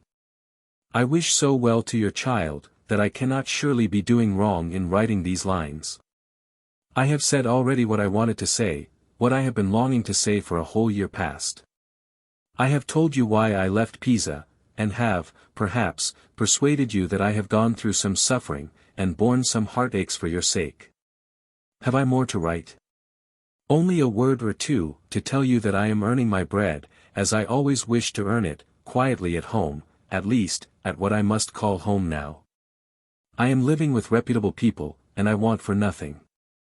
La Biondella has grown very much, she would hardly be obliged to get on your knee to kiss you now, and she can plait her dinner mats faster and more neatly than ever. Our old dog is with us, and has learned 2 new tricks. But you can't be expected to remember him, although you were the only stranger I ever saw him take kindly to at first. It is time I finished. If you have read this letter through to the end, I am sure you will excuse me if I have written it badly. There is no date to it, because I feel that it is safest and best for both of us that you should know nothing of where I am living. I bless you and pray for you, and bid you affectionately farewell. If you can think of me as a sister, think of me sometimes still. Fabio sighed bitterly while he read the letter. Why, he whispered to himself, why does it come at such a time as this, when I cannot dare not think of her? As he slowly folded the letter up, the tears came into his eyes, and he half raised the paper to his lips. At the same moment, someone knocked at the door of the room. He started, and felt himself changing color guiltily as one of his servants entered. My mistress is awake, the man said, with a very grave face, and a very constrained manner. And the gentlemen in attendance desire me to say. He was interrupted, before he could give his message, by one of the medical men, who had followed him into the room. I wish I had better news to communicate, began the doctor, gently. She is worse, then, said Fabio, sinking back into the chair from which he had risen the moment before. She has awakened weaker instead of stronger after her sleep, returned the doctor, evasively. I never like to give up all hope till the very last, but... It is cruel not to be candid with him, interposed another voice, the voice of the doctor from Florence, who had just entered the room. Strengthen yourself to bear the worst, he continued, addressing himself to Fabio. She is dying. Can you compose yourself enough to go to her bedside? Pale and speechless, Fabio rose from his chair, and made a sign in the affirmative. He trembled so that the doctor who had first spoken was obliged to lead him out of the room. Your mistress has some near relations in Pisa, has she not? Said the doctor from Florence, appealing to the servant who waited near him. Her father, Sir, Signor Luca Lomi, and her uncle, Father Rocco, answered the man. They were here all through the day, until my mistress fell asleep. Do you know where to find them now? Signor Luca told me he should be at his studio, and Father Rocco said I might find him at his lodgings. Send for them both directly. Stay, who is your mistress's confessor? He ought to be summoned without loss of time. My mistress's confessor is Father Rocco, sir. Very well, send, or go yourself, at once. Even minutes may be of importance now.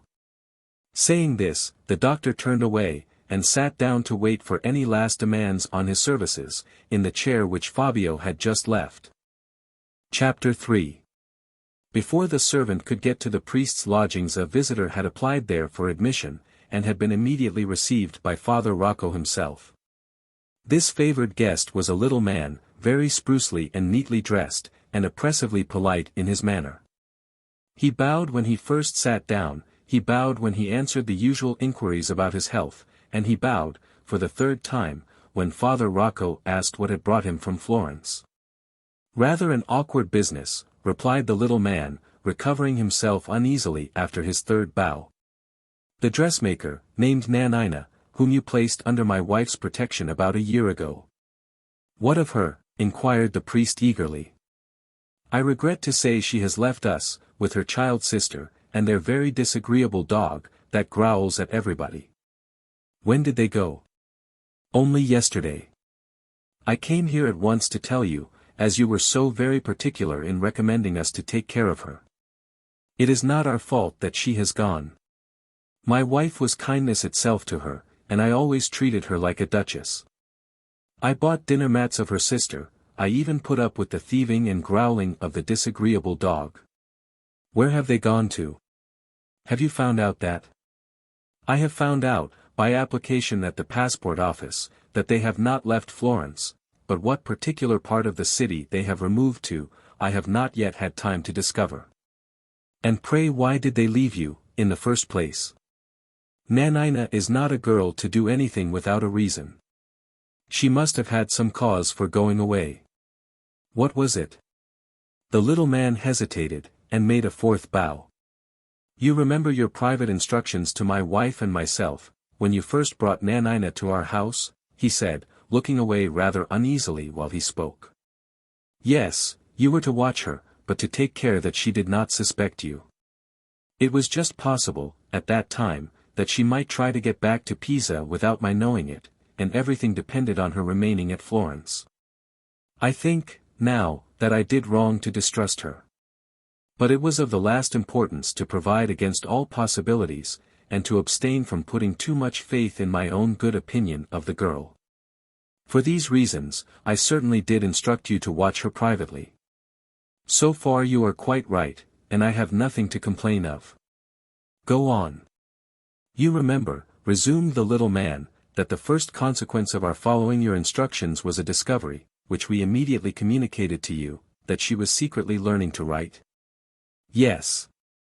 And I also remember sending you word not to show that you knew what she was doing, but to wait and see if she turned her knowledge of writing to account, and took or sent any letters to the post. You informed me, in your regular monthly report, that she never did anything of the kind. Never, until 3 days ago, and then she was traced from her room in my house to the post office with a letter, which she dropped into the box. And the address of which you discovered before she took it from your house. Unfortunately I did not, answered the little man, reddening and looking askance at the priest, as if he expected to receive a severe reprimand. But Father Rocco said nothing. He was thinking. Who could she have written to? If to Fabio, why should she have waited for months and months, after she had learned how to use her pen, before sending him a letter? If not to Fabio, to what other person could she have written? I regret not discovering the address, regret it most deeply, said the little man, with a low bow of apology. It is too late for regret, said Father Rocco, coldly. Tell me how she came to leave your house, I have not heard that yet. Be as brief as you can. I expect to be called every moment to the bedside of a near and dear relation, who is suffering from severe illness. You shall have all my attention. But you must ask it for as short a time as possible. I will be briefness itself. In the first place, you must know that I have, or rather had, an idol, unscrupulous rascal of an apprentice in my business." The priest pursed up his mouth contemptuously. "In the second place, this same good-for-nothing fellow had the impertinence to fall in love with Nanina." Father Rocco started, and listened eagerly.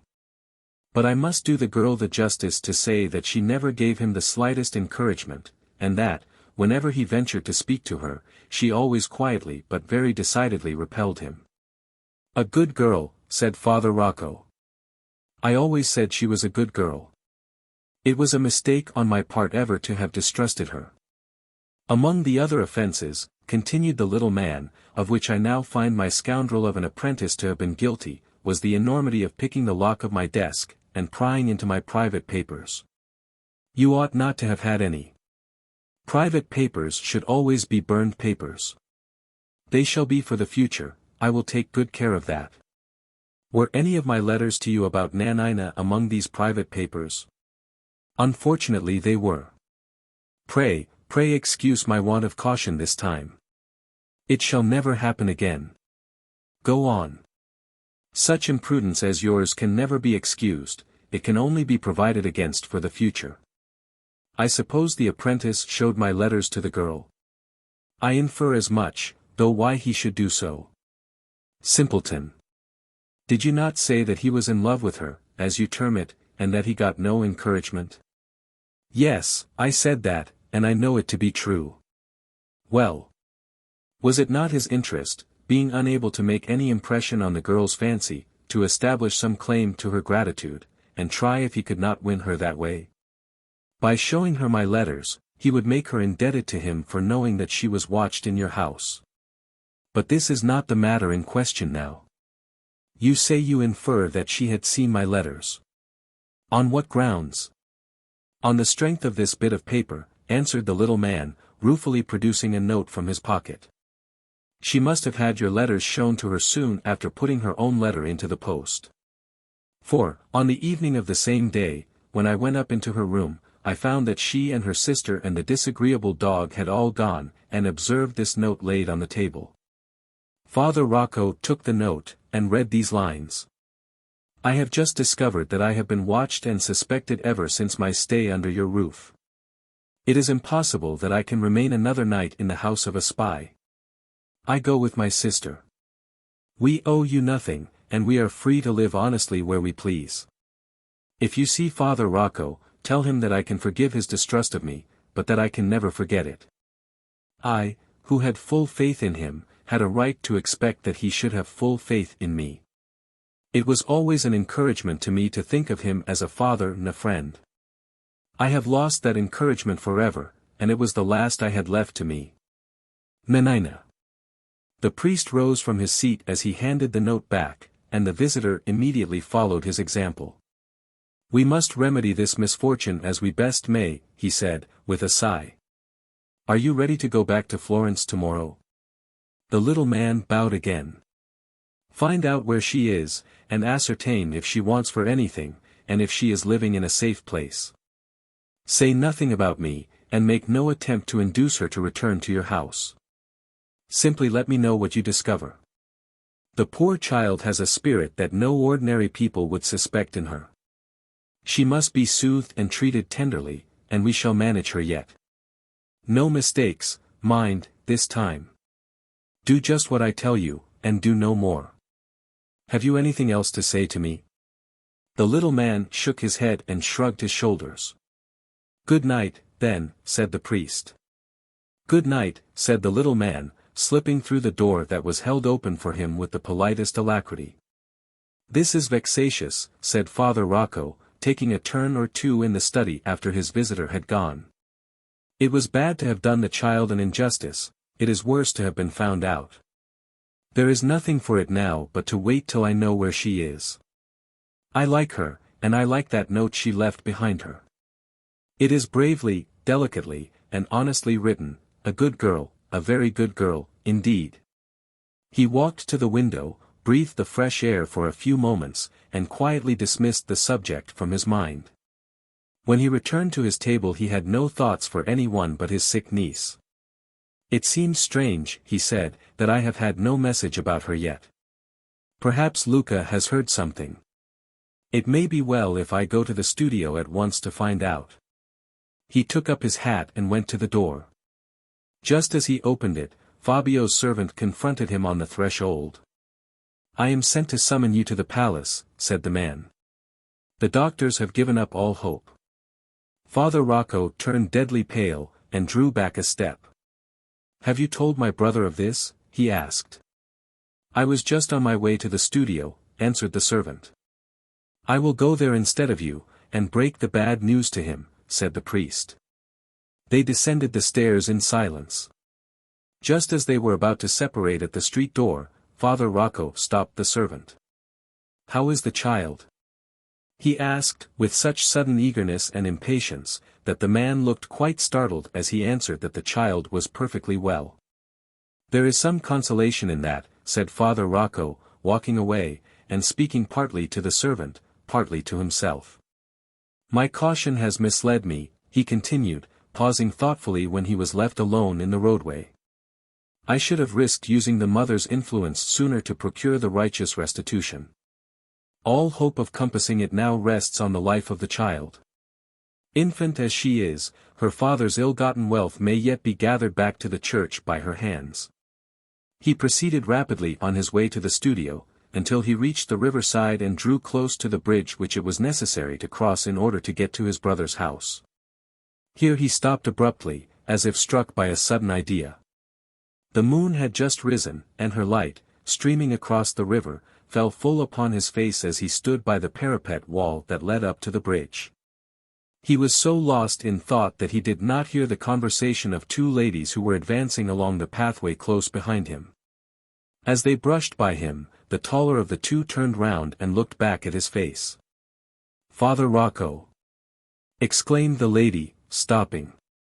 "Donna Brigida!" cried the priest, looking surprised at first, but recovering himself directly and bowing with his usual quiet politeness.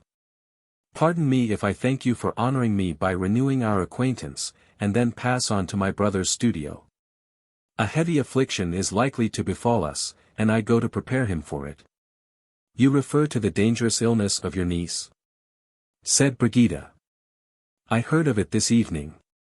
Let us hope that your fears are exaggerated, and that we may yet meet under less distressing circumstances. I have no present intention of leaving Pisa for some time, and I shall always be glad to thank Father Rocco for the politeness and consideration which he showed to me, under delicate circumstances, a year ago." With these words she courtesied deferentially, and moved away to rejoin her friend.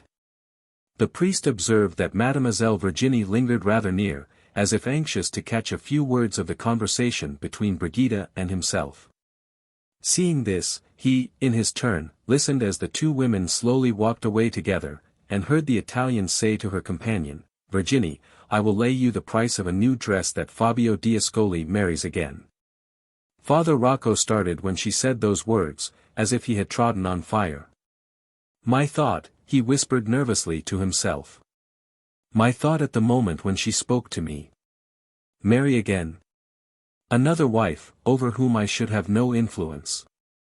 Other children, whose education would not be confided to me. What would become, then, of the restitution that I have hoped for, wrought for, prayed for?" He stopped, and looked fixedly at the sky above him. The bridge was deserted. His black figure rose up erect, motionless, and spectral, with the white still light falling solemnly all around it. Standing so for some minutes, his first movement was to drop his hand angrily on the parapet of the bridge. He then turned round slowly in the direction by which the two women had walked away. "Donna Brigida," he said, "I will lay you the price of 50 new dresses that Fabio D'Ascoli never marries again." He set his face once more toward the studio, and walked on without stopping until he arrived at the master sculptor's door. "Marry again," he thought to himself, as he rang the bell. "Donna Brigida, was your first failure not enough for you? Are you going to try a second time?"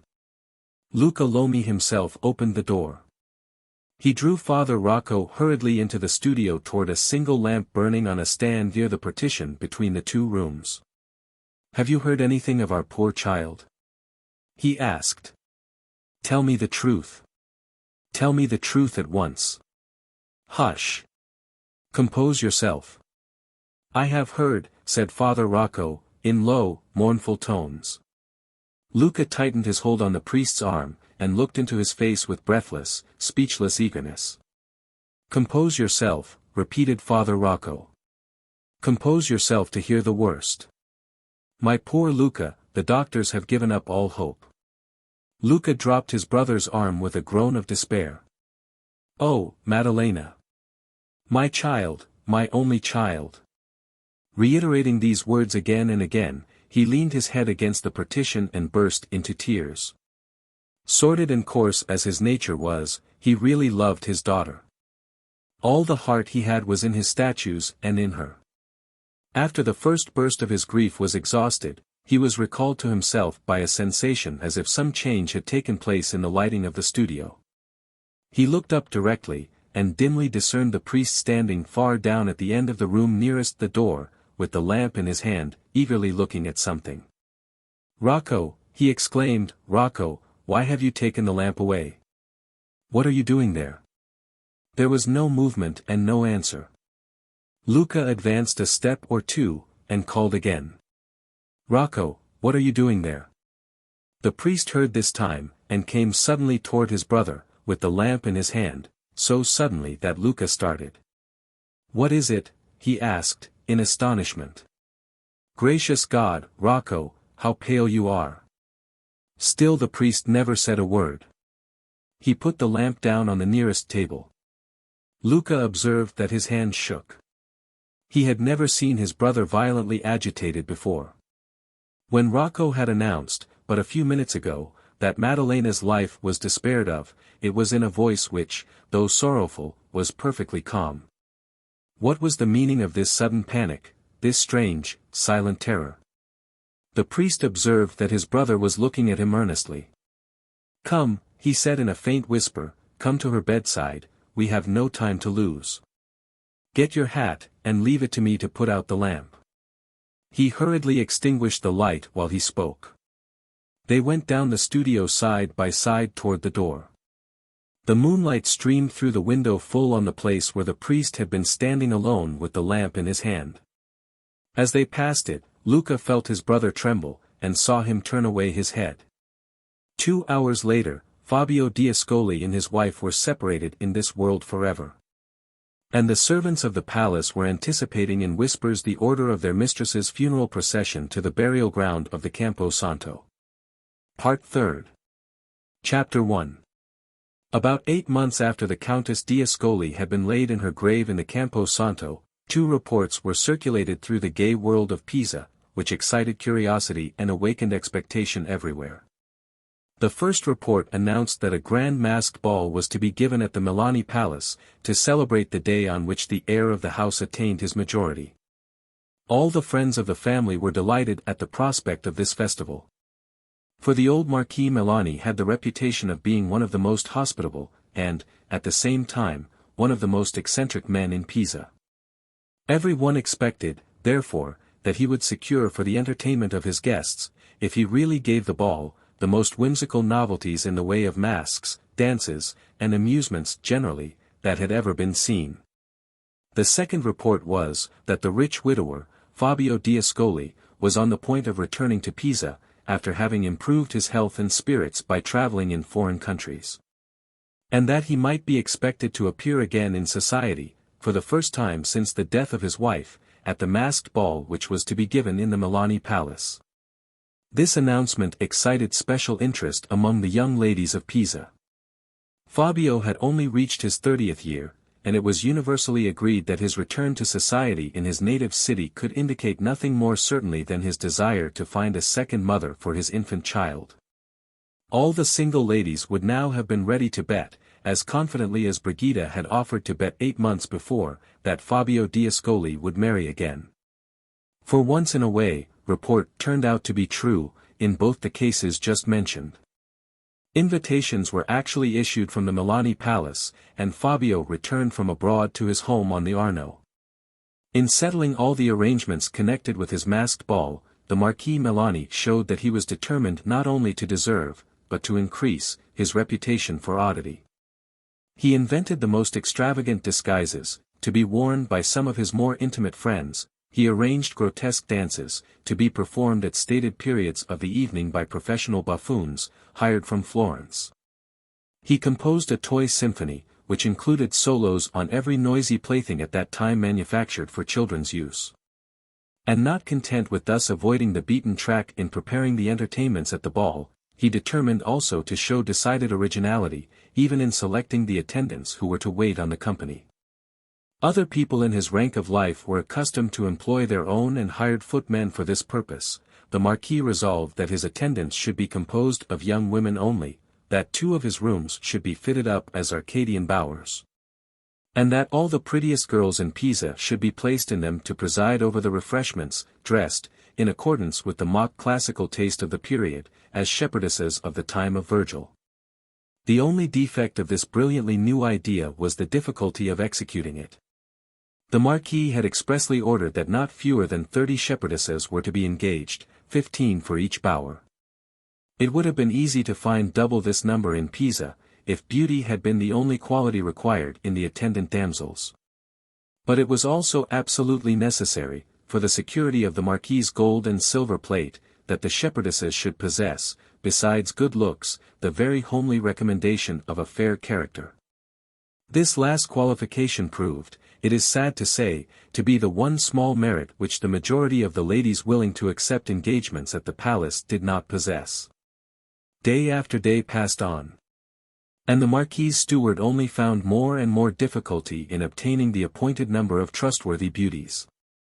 At last his resources failed him altogether, and he appeared in his master's presence about a week before the night of the ball, to make the humiliating acknowledgment that he was entirely at his wit's end. The total number of fair shepherdesses with fair characters whom he had been able to engage amounted only to 23. "Nonsense," cried the Marquis, irritably, as soon as the steward had made his confession. "I told you to get 30 girls, and 30 I mean to have. What's the use of shaking your head when all their dresses are ordered? 30 tunics, 30 wreaths, 30 pairs of sandals and silk stockings, 30 crooks, you scoundrel, and you have the impudence to offer me only 23 hands to hold them. Not a word. I won't hear a word. Get me my 30 girls, or lose your place." The Marquis roared out this last terrible sentence at the top of his voice, and pointed peremptorily to the door. The steward knew his master too well to remonstrate. He took his hat and cane, and went out. It was useless to look through the ranks of rejected volunteers again, there was not the slightest hope in that quarter. The only chance left was to call on all his friends in Pisa who had daughters out at service, and to try what he could accomplish, by bribery and persuasion, that way. After a whole day occupied in solicitations, promises, and patient smoothing down of innumerable difficulties, the result of his efforts in the new direction was an accession of 6 more shepherdesses. This brought him on bravely from 23 to 29, and left him, at last, with only one anxiety: where was he now to find shepherdess number 30? He mentally asked himself that important question, as he entered a shady by-street in the neighborhood of the Campo Santo, on his way back to the Milani Palace. Sauntering slowly along in the middle of the road, and fanning himself with his handkerchief after the oppressive exertions of the day, he passed a young girl who was standing at the street door of one of the houses, apparently waiting for somebody to join her before she entered the building. "Body of Bacchus," exclaimed the steward, using one of those old pagan ejaculations which survive in Italy even to the present day, "there stands the prettiest girl I have seen yet. If she would only be shepherdess number 30, I should go home to supper with my mind at ease. I'll ask her, at any rate. Nothing can be lost by asking, and everything may be gained. Stop, my dear," he continued, seeing the girl turn to go into the house as he approached her. "Don't be afraid of me. I am steward to the Marquis Milani, and well known in Pisa as an eminently respectable man. I have something to say to you which may be greatly for your benefit. Don't look surprised, I am coming to the point at once. Do you want to earn a little money? Honestly, of course. You don't look as if you were very rich, child. I am very poor, and very much in want of some honest work to do," answered the girl, sadly. "Then we shall suit each other to a nicety, for I have work of the pleasantest kind to give you, and plenty of money to pay for it. But before we say anything more about that, suppose you tell me first something about yourself, who you are, and so forth." "You know who I am already. I am only a poor work girl, and my name is Nanina. I have nothing more, sir, to say about myself than that." "Do you belong to Pisa?" "Yes, sir, at least, I did. But I have been away for some time. I was a year at Florence, employed in needlework." "All by yourself?" "No, sir, with my little sister. I was waiting for her when you came up." "Have you never done anything else but needlework? Never been out at service?" "Yes, sir. For the last 8 months I have had a situation to wait on a lady at Florence, and my sister, who is turned 11, sir, and can make herself very useful, was allowed to help in the nursery." "How came you to leave this situation?" "The lady and her family were going to Rome, sir. They would have taken me with them, but they could not take my sister. We are alone in the world, and we never have been parted from each other, and never shall be, so I was obliged to leave the situation." "And here you are, back at Pisa, with nothing to do, I suppose?" "Nothing yet, sir. We only came back yesterday." "Only yesterday? You are a lucky girl, let me tell you, to have met with me. I suppose you have somebody in the town who can speak to your character?" "The landlady of this house can, sir." "And who is she, pray?" "Marta Angrisani, sir." "What?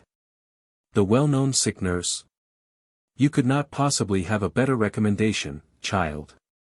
I remember her being employed at the Milani Palace at the time of the Marquis's last attack of gout, but I never knew that she kept a lodging-house. She and her daughter, sir, have owned this house longer than I can recollect. My sister and I have lived in it since I was quite a little child, and I had hoped we might be able to live here again. But the top room we used to have is taken, and the room to let lower down is far more, I am afraid, than we can afford." "How much is it?" Nanina mentioned the weekly rent of the room in fear and trembling. The steward burst out laughing. "Suppose I offered you money enough to be able to take that room for a whole year at once," he said. Nanina looked at him in speechless amazement. "Suppose I offered you that?" continued the steward. "And suppose I only ask you in return to put on a fine dress and serve refreshments in a beautiful room to the company at the Marquis Milani's grand ball? What should you say to that?" Nanina said nothing. She drew back a step or two, and looked more bewildered than before. "You must have heard of the ball," said the steward, pompously. "The poorest people in Pisa have heard of it. It is the talk of the whole city." Still Nanina made no answer. To have replied truthfully, she must have confessed that the talk of the whole city had now no interest for her. The last news from Pisa that had appealed to her sympathies was the news of the Countess d'Ascoli's death, and of Fabio's departure to travel in foreign countries.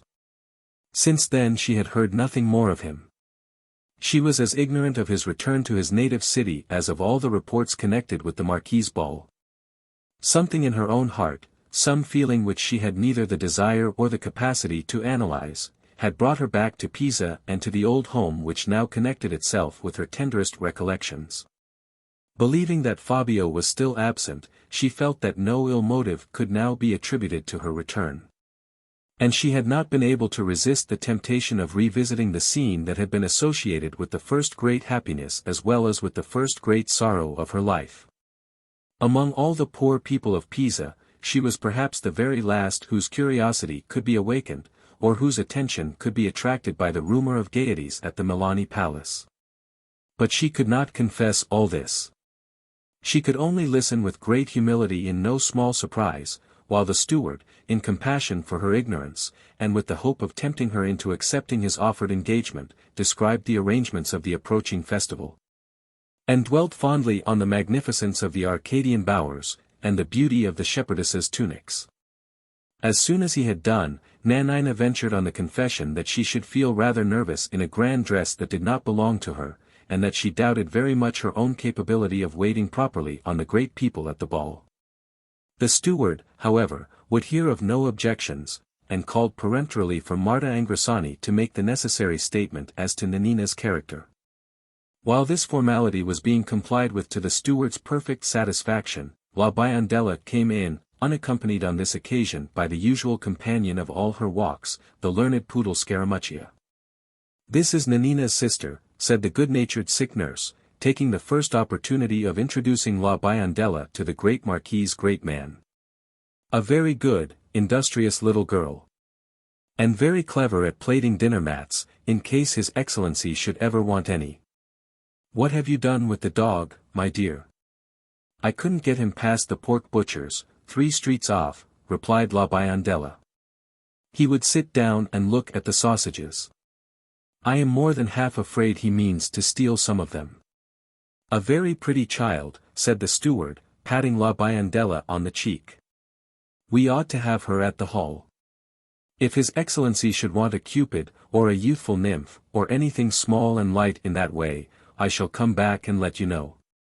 In the meantime, Nanina, consider yourself shepherdess number 30, and come to the housekeeper's room at the palace to try on your dress tomorrow." "Nonsense. Don't talk to me about being afraid and awkward. All you're wanted to do is to look pretty, and your glass must have told you you could do that long ago. Remember the rent of the room, my dear, and don't stand in your light and your sister's. Does the little girl like sweetmeats?" "Of course she does." "Well, I promise you a whole box of sugar plums to take home for her, if you will come and wait at the ball." "Oh, go to the ball, Nanina, go to the ball," cried La Biondella, clapping her hands. "Of course she will go to the ball," said the nurse.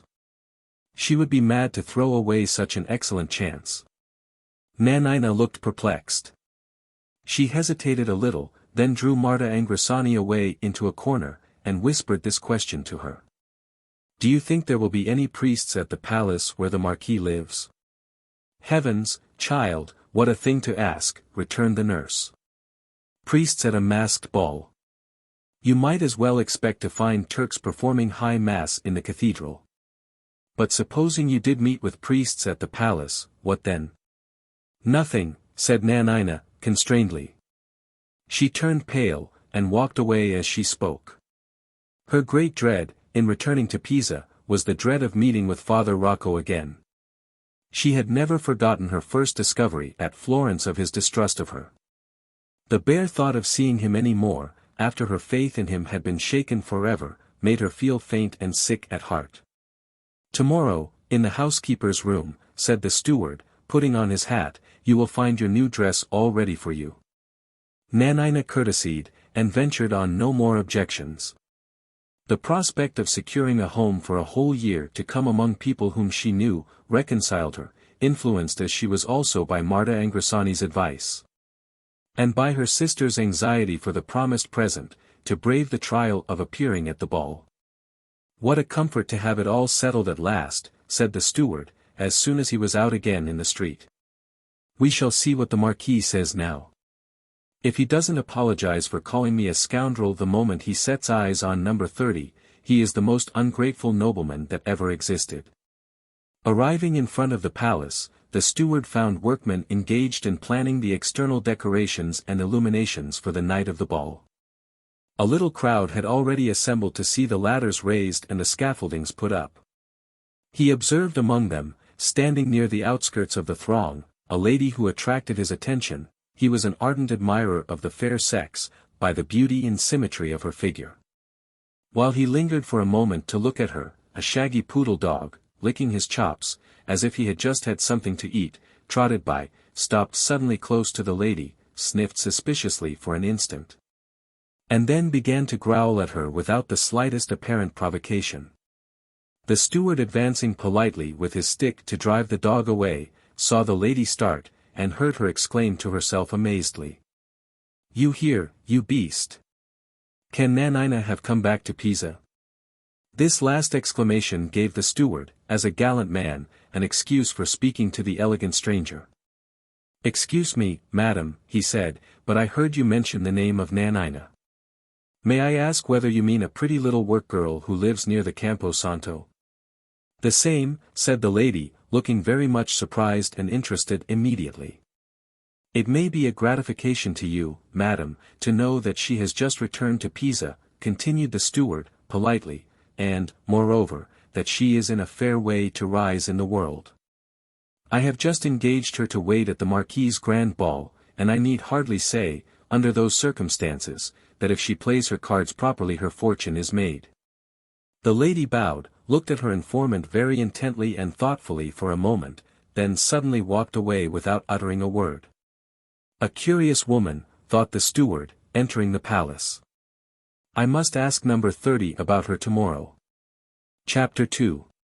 The death of Maddalena d'Ascoli produced a complete change in the lives of her father and her uncle. After the first shock of the bereavement was over, Luca Lomi declared that it would be impossible for him to work in his studio again, for some time to come at least, after the death of the beloved daughter, with whom every corner of it was now so sadly and closely associated. He accordingly accepted an engagement to assist in restoring several newly discovered works of ancient sculpture at Naples, and set forth for that city, leaving the care of his workrooms at Pisa entirely to his brother. On the master sculptor's departure, Father Rocco caused the statues and busts to be carefully enveloped in linen cloths, locked the studio doors, and, to the astonishment of all who knew of his former industry and dexterity as a sculptor, never approached the place again. His clerical duties he performed with the same assiduity as ever, but he went out less than had been his custom hitherto to the houses of his friends. His most regular visits were to the Ascoli Palace, to inquire at the porter's lodge after the health of Maddalena's child, who was always reported to be thriving admirably under the care of the best nurses that could be found in Pisa.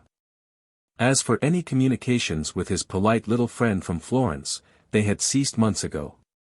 The information, speedily conveyed to him, that Nanina was in the service of one of the most respectable ladies in the city seemed to relieve any anxieties which he might otherwise have felt on her account.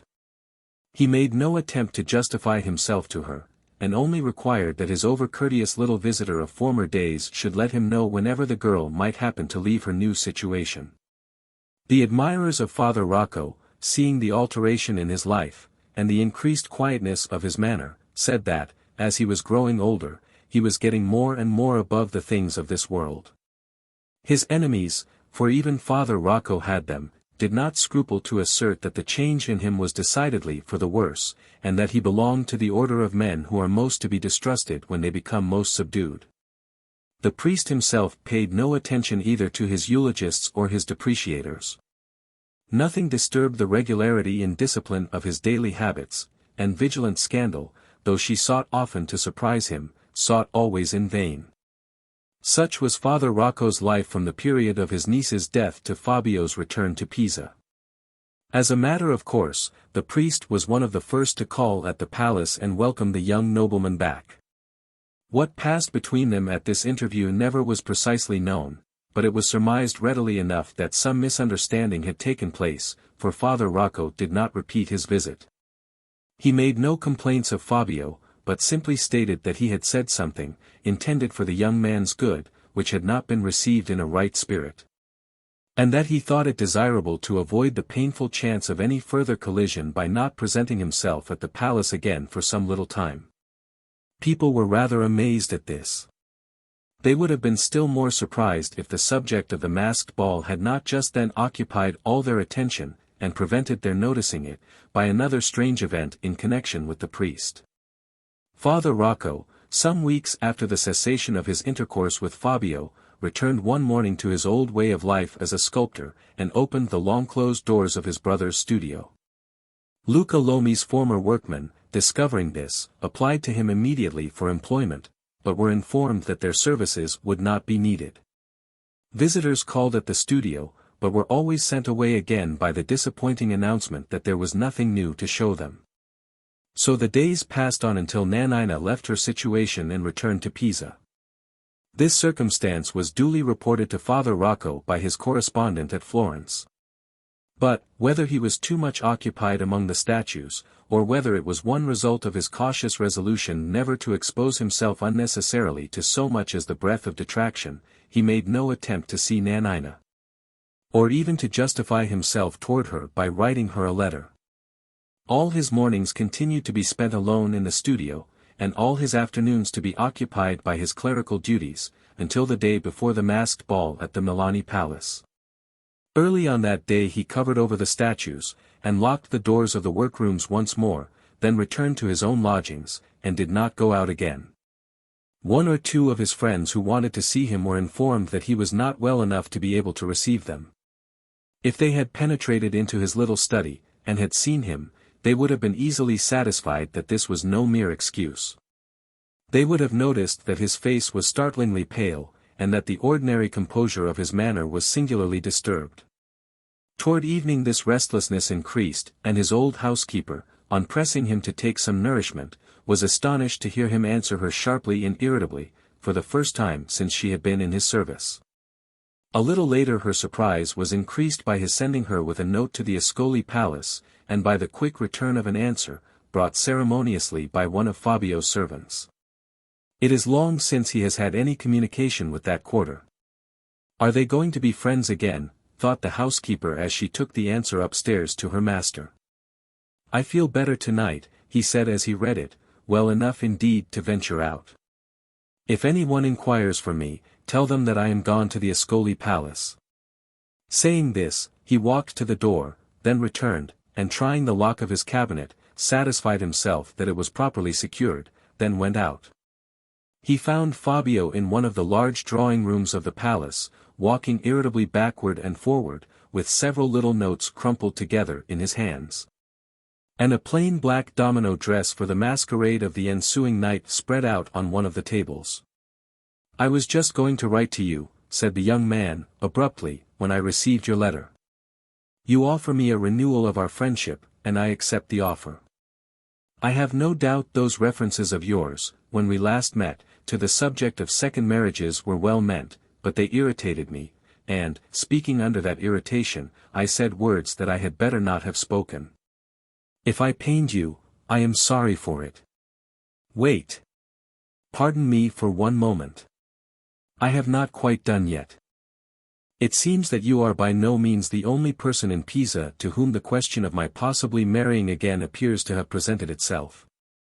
Ever since it was known that I intended to renew my intercourse with society at the ball tomorrow night, I have been persecuted by anonymous letters, infamous letters, written from some motive which it is impossible for me to understand. I want your advice on the best means of discovering the writers, and I have also a very important question to ask you. But read one of the letters first yourself, any one will do as a sample of the rest. Fixing his eyes searchingly on the priest, he handed him one of the notes. Still a little paler than usual, Father Rocco sat down by the nearest lamp, and shading his eyes, read these lines. Count Fabio, it is the common talk of Pisa that you are likely, as a young man left with a motherless child, to marry again. Your having accepted an invitation to the Milani Palace gives a color of truth to this report. Widowers who are true to the departed do not go among all the handsomest single women in a city at a masked ball. Reconsider your determination, and remain at home. I know you, and I knew your wife, and I say to you solemnly, avoid temptation, for you must never marry again. Neglect my advice and you will repent it to the end of your life. I have reasons for what I say, serious, fatal reasons, which I cannot divulge. If you would let your wife lie easy in her grave, if you would avoid a terrible warning, go not to the masked ball. I ask you, and I ask any man, if that is not infamous, exclaimed Fabio, passionately, as the priest handed him back the letter. An attempt to work on my fears through the memory of my poor dead wife. An insolent assumption that I want to marry again, when I myself have not even so much as thought of the subject at all. What is the secret object of this letter, and of the rest here that resemble it? Whose interest is it to keep me away from the ball? What is the meaning of such a phrase as, if you would let your wife lie easy in her grave? Have you no advice to give me, no plan to propose for discovering the vile hand that traced these lines? Speak to me. Why, in heaven's name, don't you speak? The priest leaned his head on his hand, and, turning his face from the light as if it dazzled his eyes, replied in his lowest and quietest tones. I cannot speak till I have had time to think. The mystery of that letter is not to be solved in a moment. There are things in it that are enough to perplex and amaze any man. What things? It is impossible for me to go into details, at least at the present moment. You speak with a strange air of secrecy. Have you nothing definite to say, no advice to give me? I should advise you not to go to the ball. You would. Why? If I gave you my reasons, I am afraid I should only be irritating you to no purpose. Father Rocco, neither your words nor your manner satisfy me. You speak in riddles. And you sit there in the dark with your face hidden from me. The priest instantly started up and turned his face to the light. I recommend you to control your temper, and to treat me with common courtesy, he said, in his quietest, firmest tones, looking at Fabio steadily while he spoke. We will not prolong this interview, said the young man, calming himself by an evident effort. I have one question to ask you, and then no more to say. The priest bowed his head, in token that he was ready to listen. He still stood up, calm, pale, and firm, in the full light of the lamp.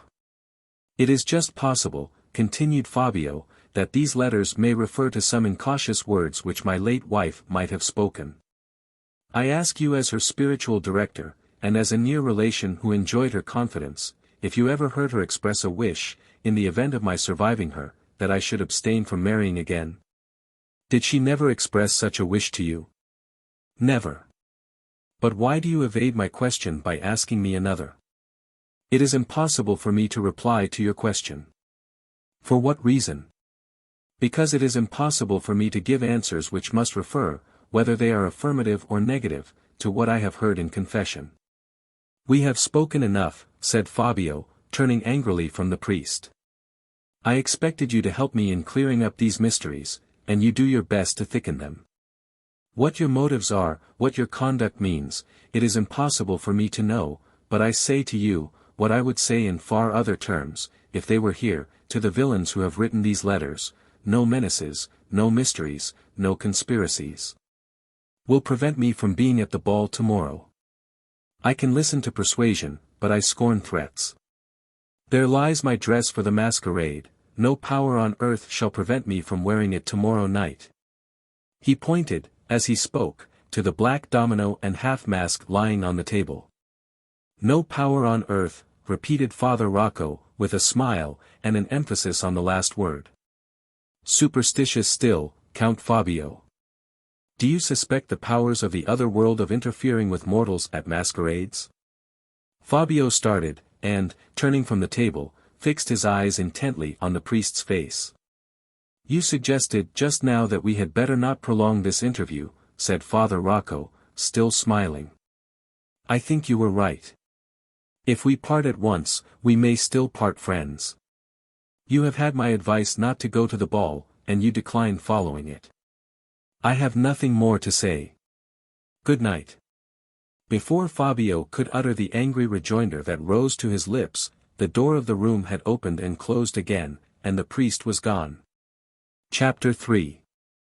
The next night, at the time of assembling specified in the invitations to the masked ball, Fabio was still lingering in his palace, and still allowing the black domino to lie untouched and unheeded on his dressing table. This delay was not produced by any change in his resolution to go to the Milani palace. His determination to be present at the ball remained unshaken, and yet, at the last moment, he lingered and lingered on, without knowing why. Some strange influence seemed to be keeping him within the walls of his lonely home. It was as if the great, empty, silent palace had almost recovered on that night the charm which it had lost when its mistress died. He left his own apartment and went to the bedroom where his infant child lay asleep in her little crib. He sat watching her, and thinking quietly and tenderly of many past events in his life for a long time, then returned to his room.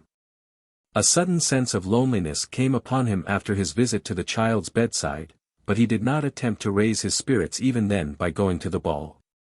He descended instead to his study, lighted his reading lamp, and then, opening a bureau, took from one of the drawers in it the letter which Nanina had written to him. This was not the first time that a sudden sense of his solitude had connected itself inexplicably with the remembrance of the workgirl's letter. He read it through slowly, and when he had done, kept it open in his hand. "I have youth, titles, wealth," he thought to himself, sadly, "everything that is sought after in this world. And yet if I try to think of any human being who really and truly loves me, I can remember but one, the poor, faithful girl who wrote these lines." Old recollections of the first day when he met with Nanina, of the first sitting she had given him in Luca Lomi's studio, of the first visit to the neat little room in the by-street, began to rise more and more vividly in his mind. Entirely absorbed by them, he sat absently drawing with pen and ink, on some sheets of letter paper lying under his hand, lines and circles, and fragments of decorations, and vague remembrances of old ideas for statues. Until the sudden sinking of the flame of his lamp awoke his attention abruptly to present things. He looked at his watch. It was close on midnight. This discovery at last aroused him to the necessity of immediate departure. In a few minutes he had put on his domino and mask, and was on his way to the ball. Before he reached the Milani Palace the first part of the entertainment had come to an end. The "Toy Symphony" had been played, the grotesque dance performed, amid universal laughter. And now the guests were, for the most part, fortifying themselves in the Arcadian bowers for new dances, in which all persons present were expected to take part. The Marquis Milani had, with characteristic oddity, divided his two classical refreshment rooms into what he termed the light and heavy departments. Fruit, pastry, sweetmeats, salads, and harmless drinks were included under the first head, and all the stimulating liquors and solid eatables under the last.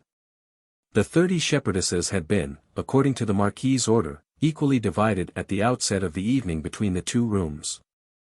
But as the company began to crowd more and more resolutely in the direction of the heavy department, 10 of the shepherdesses attached to the light department were told off to assist in attending on the hungry and thirsty majority of guests who were not to be appeased by pastry and lemonade. Among the 5 girls who were left behind in the room for the light refreshments was Nanina. The steward soon discovered that the novelty of her situation made her really nervous, and he wisely concluded that if he trusted her where the crowd was greatest and the noise loudest, she would not only be utterly useless, but also very much in the way of her more confident and experienced companions. When Fabio arrived at the palace, the jovial uproar in the heavy department was at its height, and several gentlemen, fired by the classical costumes of the shepherdesses, were beginning to speak Latin to them with a thick utterance, and a valorous contempt for all restrictions of gender, number, and case. As soon as he could escape from the congratulations on his return to his friends, which poured on him from all sides, Fabio withdrew to seek some quieter room. The heat, noise, and confusion had so bewildered him, after the tranquil life he had been leading for many months past, that it was quite a relief to stroll through the half-deserted dancing rooms to the opposite extremity of the great suite of apartments, and there to find himself in a second Arcadian bower, which seemed peaceful enough to deserve its name. A few guests were in this room when he first entered it, but the distant sound of some first notes of dance music drew them all away. After a careless look at the quaint decorations about him, he sat down alone on a divan near the door, and beginning already to feel the heat and discomfort of his mask, took it off. He had not removed it more than a moment before he heard a faint cry in the direction of a long refreshment table, behind which the 5 waiting girls were standing. He started up directly, and could hardly believe his senses, when he found himself standing face to face with Nanina. Her cheeks had turned perfectly colorless. Her astonishment at seeing the young nobleman appeared to have some sensation of terror mingled with it.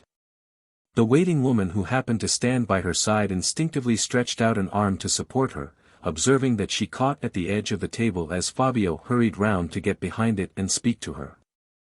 When he drew near, her head drooped on her breast, and she said, faintly, "I never knew you were at Pisa, I never thought you would be here." "Oh, I am true to what I said in my letter, though I seem so false to it. I want to speak to you about the letter, to tell you how carefully I have kept it, how often I have read it," said Fabio. She turned away her head, and tried hard to repress the tears that would force their way into her eyes. "We should never have met," she said, "never, never have met again." Before Fabio could reply, the waiting woman by Nanina's side interposed. "For heaven's sake, don't stop speaking to her here," she exclaimed, impatiently. "If the steward or one of the upper servants was to come in, you would get her into dreadful trouble. Wait till tomorrow, and find some fitter place than this." Fabio felt the justice of the reproof immediately. He tore a leaf out of his pocketbook, and wrote on it, "I must tell you how I honor and thank you for that letter. Tomorrow, 10 o'clock, the wicket gate at the back of the Ascoli Gardens. Believe in my truth and honor, Nanina, for I believe implicitly in yours." Having written these lines, he took from among his bunch of watch seals a little key, wrapped it up in the note, and pressed it into her hand.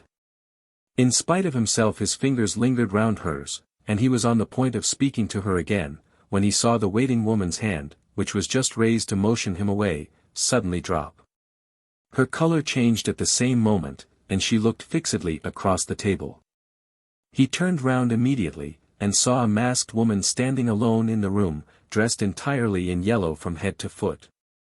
She had a yellow hood, a yellow half-mask with deep fringe hanging down over her mouth, and a yellow domino, cut at the sleeves and edges into long flame-shaped points, which waved backward and forward tremulously in the light air wafted through the doorway. The woman's black eyes seemed to gleam with an evil brightness through the sight-holes of the mask, and the tawny fringe hanging before her mouth fluttered slowly with every breath she drew. Without a word or a gesture she stood before the table, and her gleaming black eyes fixed steadily on Fabio the instant he confronted her. A sudden chill struck through him, as he observed that the yellow of the stranger's domino and mask was of precisely the same shade as the yellow of the hangings and furniture which his wife had chosen after their marriage for the decoration of her favorite sitting room.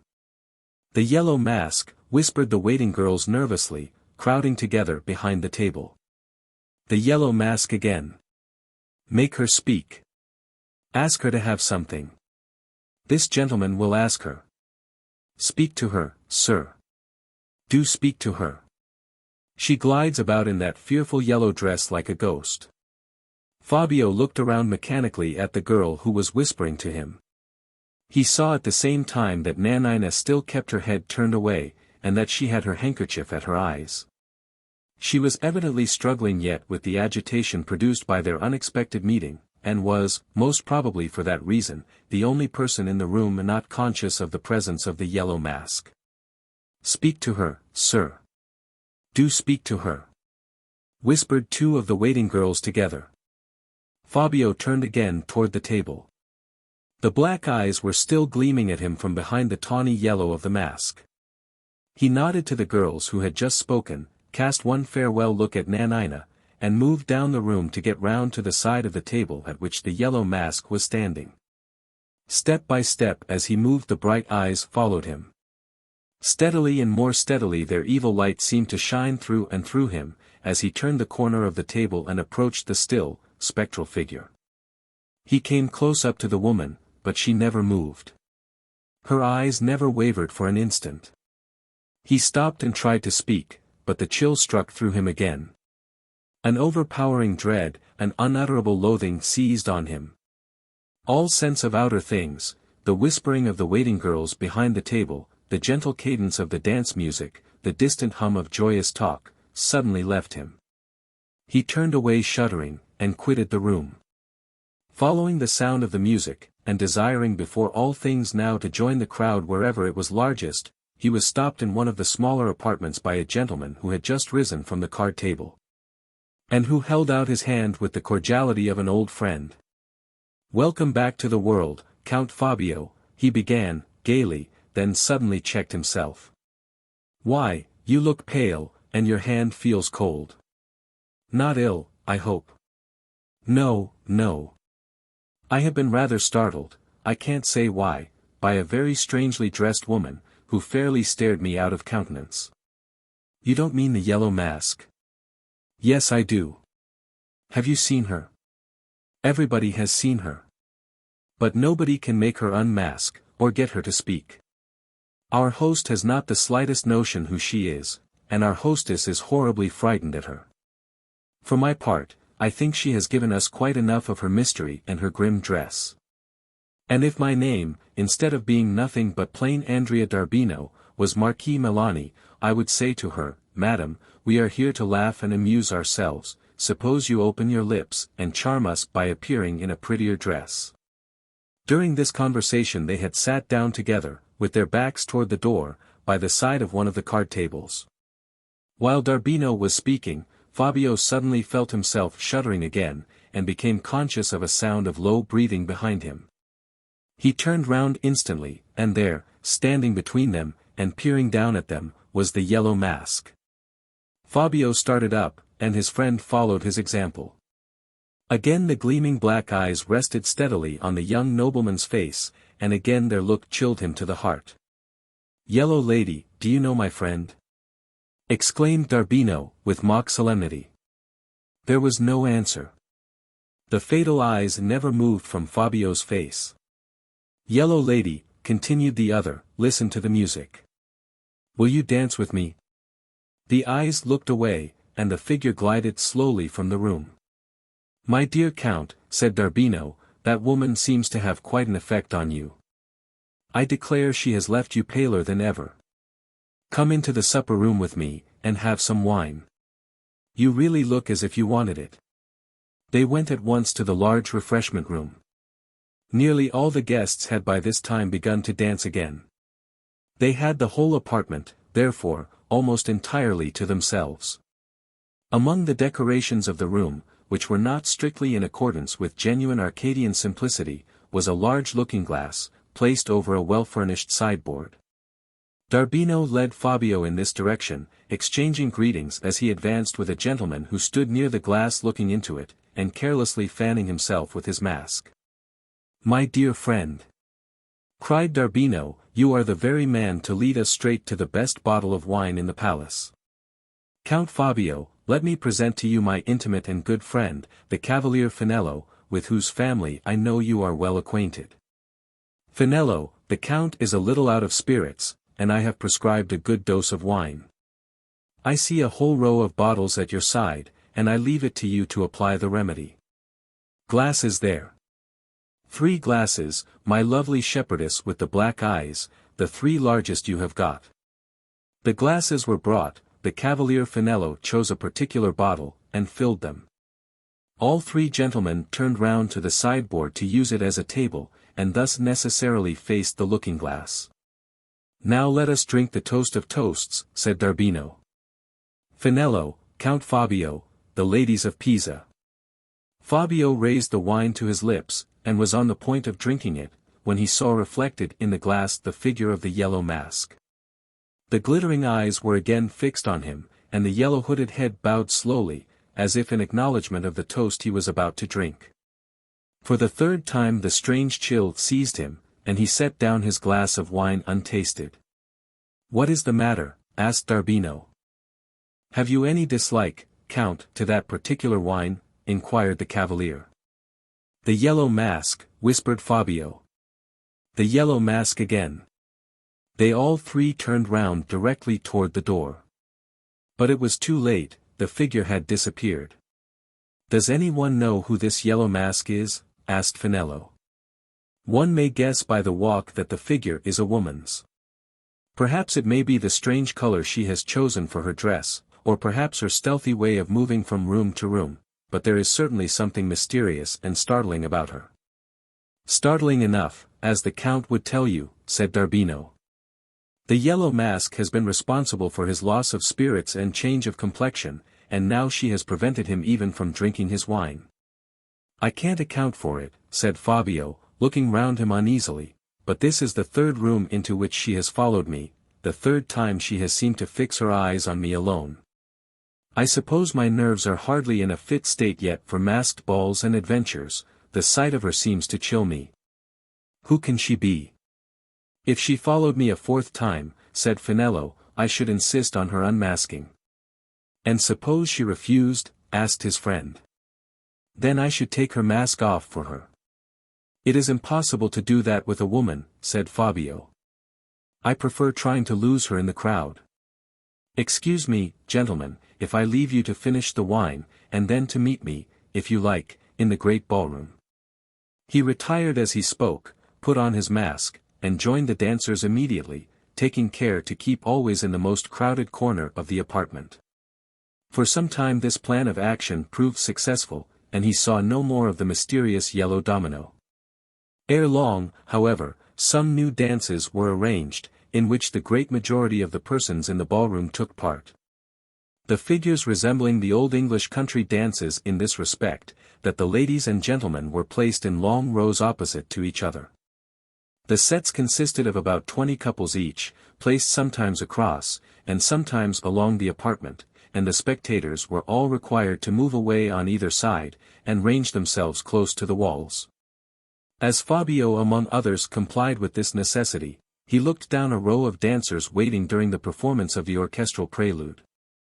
And there, watching him again, from the opposite end of the lane formed by the gentlemen on one side and the ladies on the other, he saw the yellow mask. He moved abruptly back, toward another row of dancers, placed at right angles to the first row, and there again, at the opposite end of the gay lane of brightly dressed figures, was the yellow mask. He slipped into the middle of the room, but it was only to find her occupying his former position near the wall, and still, in spite of his disguise, watching him through row after row of dancers. The persecution began to grow intolerable. He felt a kind of angry curiosity mingling now with the vague dread that had hitherto oppressed him. Finello's advice recurred to his memory, and he determined to make the woman unmask at all hazards. With this intention he returned to the supper room in which he had left his friends. They were gone, probably to the ballroom, to look for him. Plenty of wine was still left on the sideboard, and he poured himself out a glass. Finding that his hand trembled as he did so, he drank several more glasses in quick succession, to nerve himself for the approaching encounter with the yellow mask.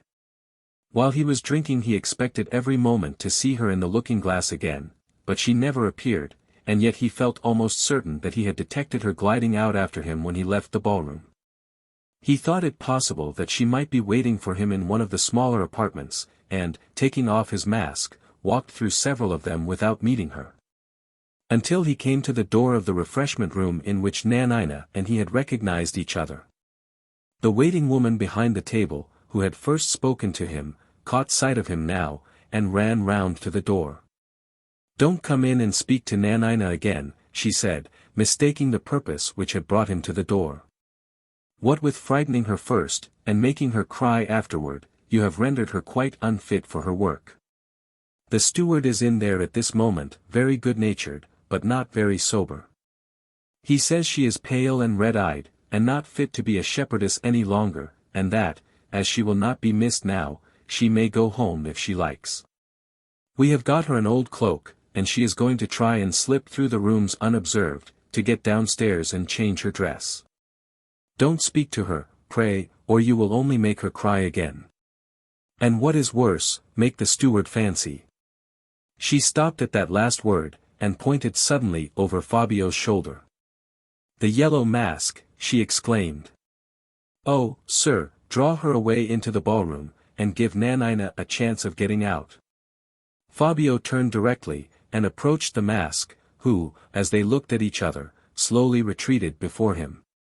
The waiting woman, seeing the yellow figure retire, hastened back to Nanina in the refreshment room. Slowly the masked woman retreated from one apartment to another till she entered a corridor brilliantly lighted up and beautifully ornamented with flowers. On the right hand this corridor led to the ballroom. On the left to an antechamber at the head of the palace staircase. The yellow mask went on a few paces toward the left, then stopped. The bright eyes fixed themselves as before on Fabio's face, but only for a moment. He heard a light step behind him, and then he saw the eyes move. Following the direction they took, he turned round, and discovered Nanina, wrapped up in the old cloak which was to enable her to get downstairs unobserved. "Oh, how can I get out? How can I get out?" cried the girl, shrinking back affrightedly as she saw the yellow mask. "That way," said Fabio, pointing in the direction of the ballroom. Nobody will notice you in the cloak, it will only be thought some new disguise. He took her arm as he spoke, to reassure her, and continued in a whisper, don't forget tomorrow. At the same moment he felt a hand laid on him. It was the hand of the masked woman, and it put him back from Nanina. In spite of himself, he trembled at her touch, but still retained presence of mind enough to sign to the girl to make her escape. With a look of eager inquiry in the direction of the mask, and a half-suppressed exclamation of terror, she obeyed him, and hastened away toward the ballroom. "We are alone," said Fabio, confronting the gleaming black eyes, and reaching out his hand resolutely toward the yellow mask. "Tell me who you are, and why you follow me, or I will uncover your face, and solve the mystery for myself." The woman pushed his hand aside, and drew back a few paces, but never spoke a word. He followed her. There was not an instant to be lost, for just then the sound of footsteps hastily approaching the corridor became audible. "Now or never," he whispered to himself, and snatched at the mask. His arm was again thrust aside, but this time the woman raised her disengaged hand at the same moment, and removed the yellow mask. The lamps shed their soft light full on her face. It was the face of his dead wife. Chapter 4. Signor Andrea d'Arbino, searching vainly through the various rooms in the palace for Count Fabio d'Ascoli, and trying as a last resource, the corridor leading to the ballroom and grand staircase, discovered his friend lying on the floor in a swoon, without any living creature near him. Determining to avoid alarming the guests, if possible, d'Arbino first sought help in the antechamber.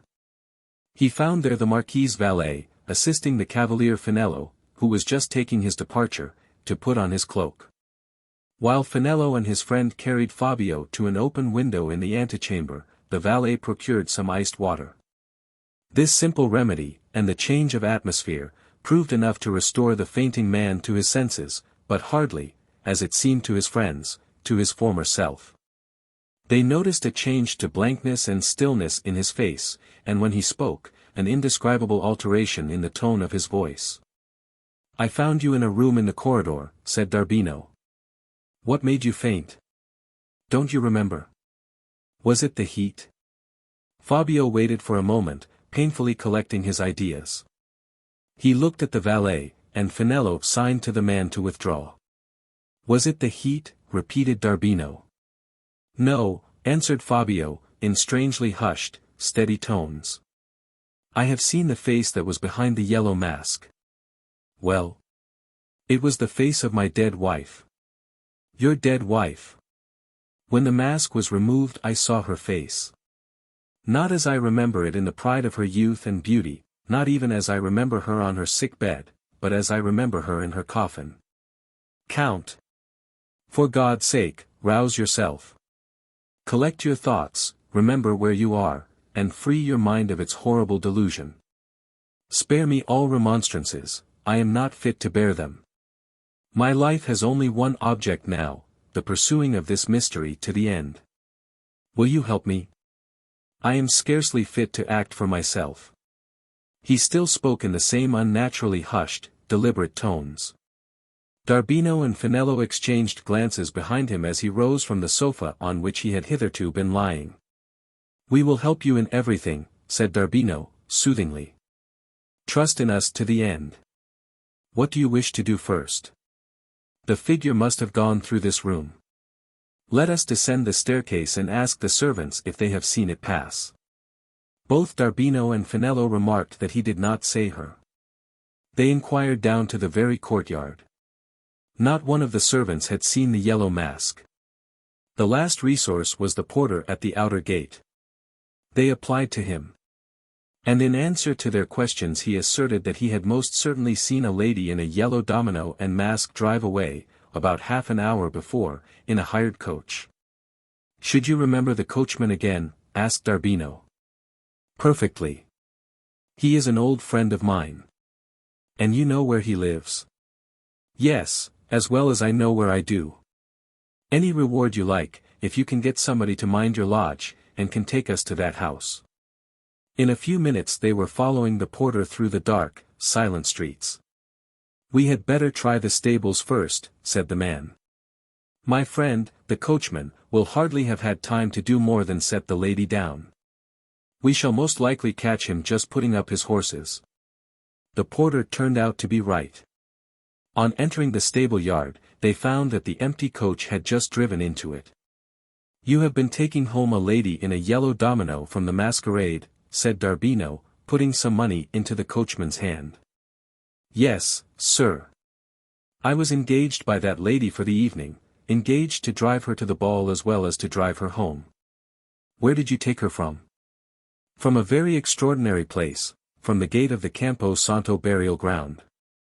During this colloquy, Finello and Darbino had been standing with Fabio between them, each giving him an arm. The instant the last answer was given, he reeled back with a cry of horror. Where have you taken her to now? Asked Darbino. He looked about him nervously as he put the question, and spoke for the first time in a whisper. To the Campo Santo again, said the coachman. Fabio suddenly drew his arms out of the arms of his friends, and sank to his knees on the ground, hiding his face. From some broken ejaculations which escaped him, it seemed as if he dreaded that his senses were leaving him, and that he was praying to be preserved in his right mind. Why is he so violently agitated? Said Finello, eagerly, to his friend. Hush, returned the other.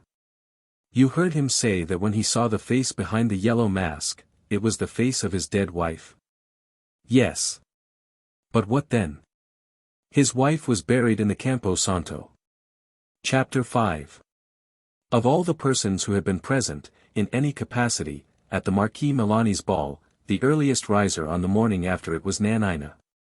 The agitation produced by the strange events in which she had been concerned destroyed the very idea of sleep. Through the hours of darkness she could not even close her eyes. And, as soon as the new day broke, she rose to breathe the early morning air at her window, and to think in perfect tranquillity over all that had passed since she entered the Milani palace to wait on the guests at the masquerade. On reaching home the previous night, all her other sensations had been absorbed in a vague feeling of mingled dread and curiosity, produced by the sight of the weird figure in the yellow mask, which she had left standing alone with Fabio in the palace corridor. The morning light, however, suggested new thoughts. She now opened the note which the young nobleman had pressed into her hand, and read over and over again the hurried pencil lines scrawled on the paper. Could there be any harm, any forgetfulness of her own duty, in using the key enclosed in the note, and keeping her appointment in the Ascoli Gardens at 10 o'clock?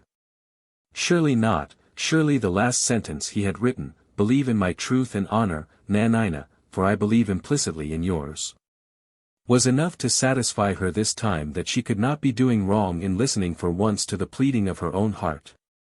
And besides, there in her lap lay the key of the wicket gate. It was absolutely necessary to use that, if only for the purpose of giving it back safely into the hand of its owner.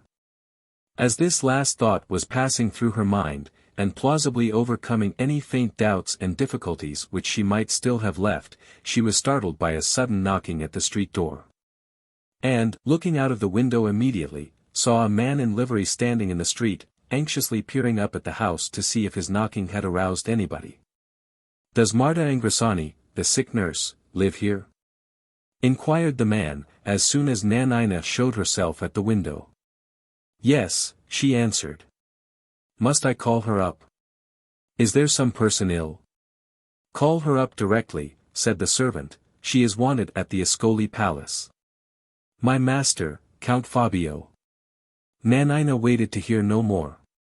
She flew to the room in which the sick nurse slept, and awoke her, almost roughly, in an instant. "He is ill," she cried, breathlessly. "Oh, make haste, make haste. He is ill, and he has sent for you."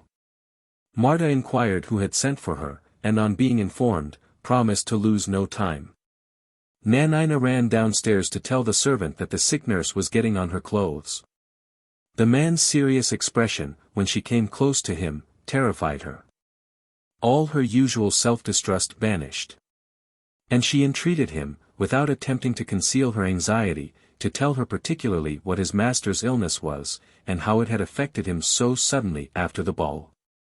"I know nothing about it," answered the man, noticing Nanina's manner as she put her question, with some surprise, "except that my master was brought home by two gentlemen, friends of his, about a couple of hours ago, in a very sad state. Half out of his mind, as it seemed to me. I gathered from what was said that he had got a dreadful shock from seeing some woman take off her mask, and show her face to him at the ball. How that could be I don't in the least understand. But I know that when the doctor was sent for, he looked very serious, and talked about fearing brain fever." Here the servant stopped. For, to his astonishment, he saw Nanina suddenly turn away from him, and then heard her crying bitterly as she went back into the house. Marta Angrisani had huddled on her clothes and was looking at herself in the glass to see that she was sufficiently presentable to appear at the palace, when she felt two arms flung round her neck. And, before she could say a word, found Nanina sobbing on her bosom.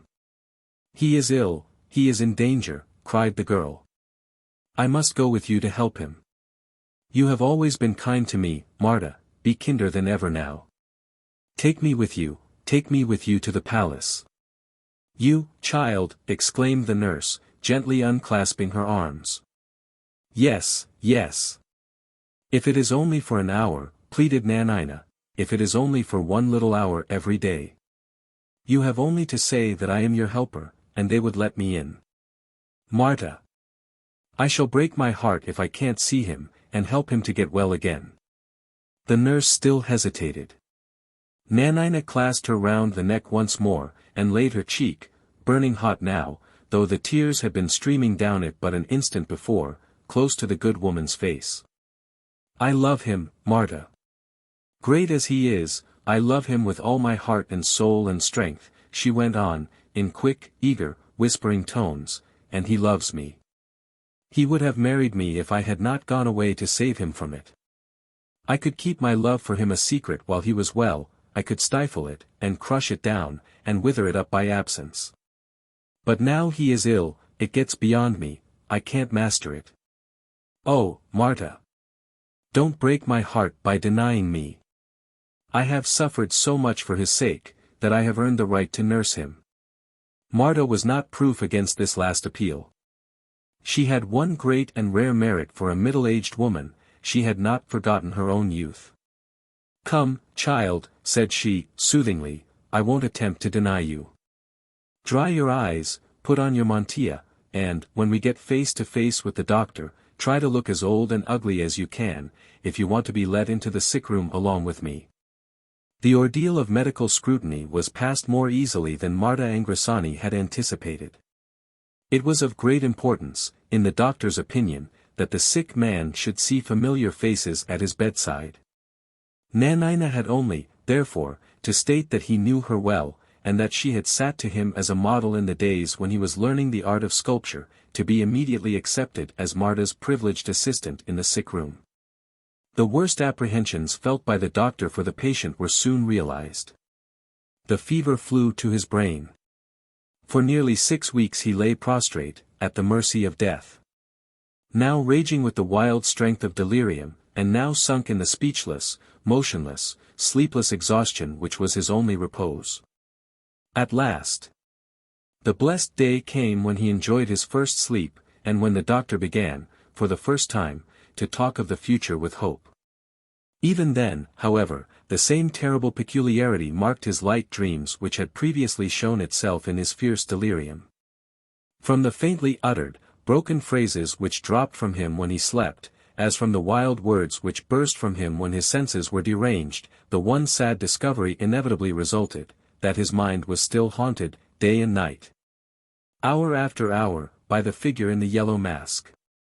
As his bodily health improved, the doctor in attendance on him grew more and more anxious as to the state of his mind. There was no appearance of any positive derangement of intellect, but there was a mental depression, an unaltering, invincible prostration, produced by his absolute belief in the reality of the dreadful vision that he had seen at the masked ball, which suggested to the physician the gravest doubts about the case. He saw with dismay that the patient showed no anxiety, as he got stronger, except on one subject. He was eagerly desirous of seeing Nanina every day by his bedside. But, as soon as he was assured that his wish should be faithfully complied with, he seemed to care for nothing more. Even when they proposed, in the hope of rousing him to an exhibition of something like pleasure, that the girl should read to him for an hour every day out of one of his favorite books, he only showed a languid satisfaction. Weeks passed away, and still, do what they would, they could not make him so much as smile. One day Nanina had begun to read to him as usual, but had not proceeded far before Marta Angrisani informed her that he had fallen into a doze. She ceased with a sigh, and sat looking at him sadly, as he lay near her, faint and pale and mournful in his sleep, miserably altered from what he was when she first knew him. It had been a hard trial to watch by his bedside in the terrible time of his delirium, but it was a harder trial still to look at him now, and to feel less and less hopeful with each succeeding day.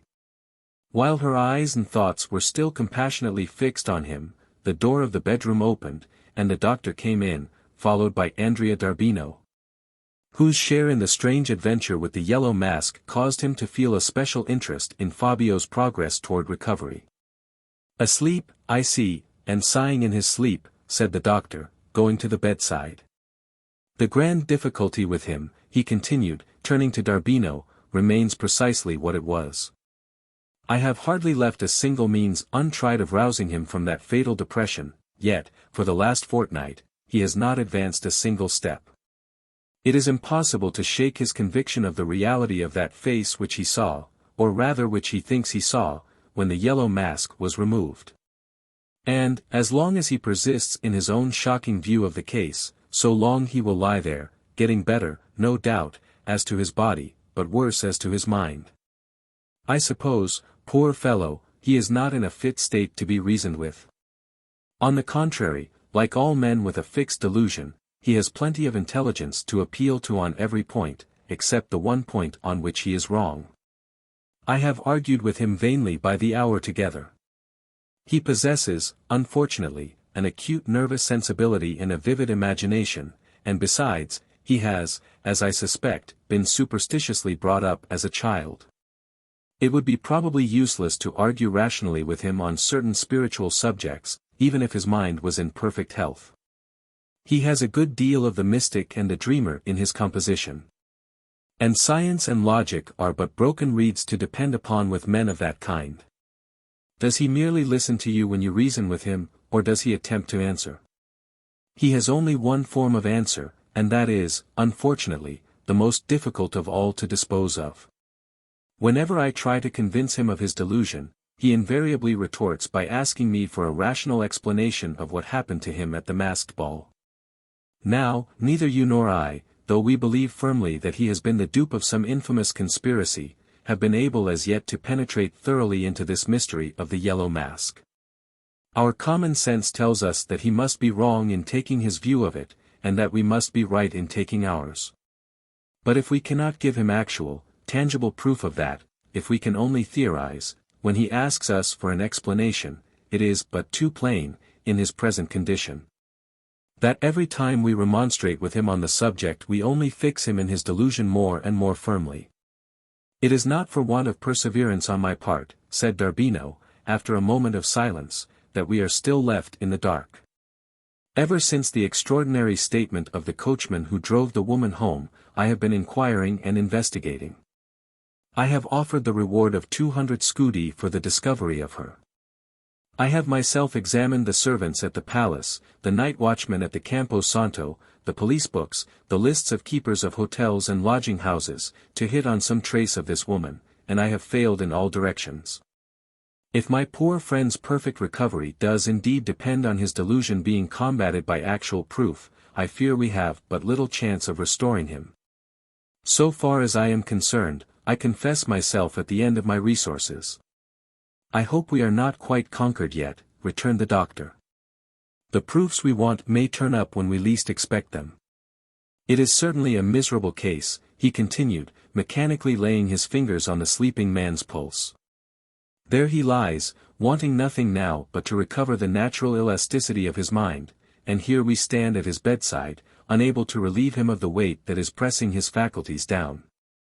I repeat it, Signor Andrea, nothing will rouse him from his delusion that he is the victim of a supernatural interposition but the production of some startling, practical proof of his error. At present he is in the position of a man who has been imprisoned from his birth in a dark room, and who denies the existence of daylight. If we cannot open the shutters and show him the sky outside, we shall never convert him to a knowledge of the truth. Saying these words, the doctor turned to lead the way out of the room, and observed Nanina, who had moved from the bedside on his entrance, standing near the door. He stopped to look at her, shook his head good-humoredly, and called to Marta, who happened to be occupied in an adjoining room. "Signora Marta," said the doctor, "I think you told me some time ago that your pretty and careful little assistant lives in your house. Pray, does she take much walking exercise?" "Very little, Signor Doctor. She goes home to her sister when she leaves the palace." "Very little walking exercise, indeed. I thought so. Her pale cheeks and heavy eyes told me as much. Now, my dear," said the doctor, addressing Nanina, "you are a very good girl, and I am sure you will attend to what I tell you. Go out every morning before you come here, and take a walk in the fresh air. You are too young not to suffer by being shut up in close rooms every day, unless you get some regular exercise. Take a good long walk in the morning, or you will fall into my hands as a patient, and be quite unfit to continue your attendance here. Now, Signor Andrea, I am ready for you. Mind, my child, a walk every day in the open air outside the town, or you will fall ill, take my word for it." Nanina promised compliance. But she spoke rather absently, and seemed scarcely conscious of the kind familiarity which marked the doctor's manner. The truth was, that all her thoughts were occupied with what he had been saying by Fabio's bedside. She had not lost one word of the conversation while the doctor was talking of his patient, and of the conditions on which his recovery depended. Oh, if that proof which would cure him could only be found! She thought to herself, as she stole back anxiously to the bedside when the room was empty. On getting home that day she found a letter waiting for her, and was greatly surprised to see that it was written by no less a person than the master sculptor, Luca Lomi. It was very short. Simply informing her that he had just returned to Pisa, and that he was anxious to know when she could sit to him for a new bust, a commission from a rich foreigner at Naples. Nanina debated with herself for a moment whether she should answer the letter in the hardest way, to her, by writing, or, in the easiest way, in person. And decided on going to the studio and telling the master sculptor that it would be impossible for her to serve him as a model, at least for some time to come. It would have taken her a long hour to say this with due propriety on paper. It would only take her a few minutes to say it with her own lips. So she put on her mantilla again and departed for the studio. On arriving at the gate and ringing the bell, a thought suddenly occurred to her, which she wondered had not struck her before. Was it not possible that she might meet Father Rocco in his brother's workroom? It was too late to retreat now, but not too late to ask, before she entered, if the priest was in the studio. Accordingly, when one of the workmen opened the door to her, she inquired first, very confusedly and anxiously, for Father Rocco. Hearing that he was not with his brother then, she went tranquilly enough to make her apologies to the master sculptor. She did not think it necessary to tell him more than that she was now occupied every day by nursing duties in a sick room, and that it was consequently out of her power to attend at the studio. Luca Lomi expressed, and evidently felt, great disappointment at her failing him as a model, and tried hard to persuade her that she might find time enough, if she chose, to sit to him, as well as to nurse the sick person. The more she resisted his arguments and entreaties, the more obstinately he reiterated them. He was dusting his favorite busts and statues, after his long absence, with a feather brush when she came in. And he continued this occupation all the while he was talking, urging a fresh plea to induce Nanina to reconsider her refusal to sit at every fresh piece of sculpture he came to. And always receiving the same resolute apology from her as she slowly followed him down the studio toward the door. Arriving thus at the lower end of the room, Luca stopped with a fresh argument on his lips before his statue of Minerva. He had dusted it already, but he lovingly returned to dust it again. It was his favorite work, the only good likeness, although it did assume to represent a classical subject, of his dead daughter that he possessed. He had refused to part with it for Madalena's sake. And, as he now approached it with his brush for the second time, he absently ceased speaking, and mounted on a stool to look at the face near and blow some specks of dust off the forehead. Nanina thought this a good opportunity of escaping from further importunities. She was on the point of slipping away to the door with a word of farewell, when a sudden exclamation from Luca Lomi arrested her. "Plaster!" cried the master sculptor, looking intently at that part of the hair of the statue which lay lowest on the forehead. "Plaster here." He took out his penknife as he spoke, and removed a tiny morsel of some white substance from an interstice between two folds of the hair where it touched the face. "It is plaster," he exclaimed, excitedly. "Somebody has been taking a cast from the face of my statue." He jumped off the stool, and looked all round the studio with an expression of suspicious inquiry. "I must have this cleared up," he said. "My statues were left under Rocco's care, and he is answerable if there has been any stealing of casts from any one of them. I must question him directly." Nanina, seeing that he took no notice of her, felt that she might now easily effect her retreat. She opened the studio door, and repeated, for the 20th time at least, that she was sorry she could not sit to him. "I am sorry too, child," he said, irritably looking about for his hat. He found it apparently just as Nanina was going out. For she heard him call to one of the workmen in the inner studio, and order the man to say, if anybody wanted him, that he had gone to Father Rocco's lodgings. Chapter 6. The next morning, when Nanina rose, a bad attack of headache, and a sense of languor and depression, reminded her of the necessity of following the doctor's advice, and preserving her health by getting a little fresh air and exercise. She had more than 2 hours to spare before the usual time when her daily attendance began at the Ascoli Palace, and she determined to employ the interval of leisure in taking a morning walk outside the town. La Biondella would have been glad enough to go too, but she had a large order for dinner mats on hand, and was obliged, for that day, to stop in the house and work. Thus it happened that when Nanina set forth from home, the learned poodle, Scaramuccia, was her only companion. She took the nearest way out of the town. The dog trotting along in his usual steady, observant way close at her side, pushing his great rough muzzle, from time to time, affectionately into her hand. And trying hard to attract her attention at intervals by barking and capering in front of her. He got but little notice, however, for his pains. Nanina was thinking again of all that the physician had said the day before by Fabio's bedside, and these thoughts brought with them others, equally absorbing. That were connected with the mysterious story of the young nobleman's adventure with the yellow mask. Thus preoccupied, she had little attention left for the gambols of the dog. Even the beauty of the morning appealed to her in vain. She felt the refreshment of the cool, fragrant air, but she hardly noticed the lovely blue of the sky, or the bright sunshine that gave a gaiety and an interest to the commonest objects around her.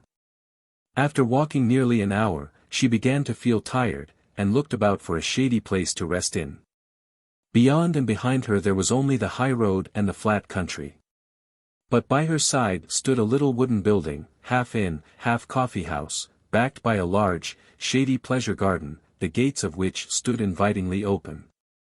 Some workmen in the garden were putting up a stage for fireworks, but the place was otherwise quiet and lonely enough. It was only used at night as a sort of rustic ranelagh, to which the citizens of Pisa resorted for pure air and amusement after the fatigues of the day. Observing that there were no visitors in the grounds, Nanina ventured in, intending to take a quarter of an hour's rest in the coolest place she could find before returning to Pisa. She had passed the back of a wooden summer-house in a secluded part of the gardens, when she suddenly missed the dog from her side. And, looking round after him, saw that he was standing behind the summer-house with his ears erect and his nose to the ground, having evidently that instant scented something that excited his suspicion. Thinking it possible that he might be meditating an attack on some unfortunate cat, she turned to see what he was watching. The carpenters engaged on the fireworks stage were just then hammering at it violently.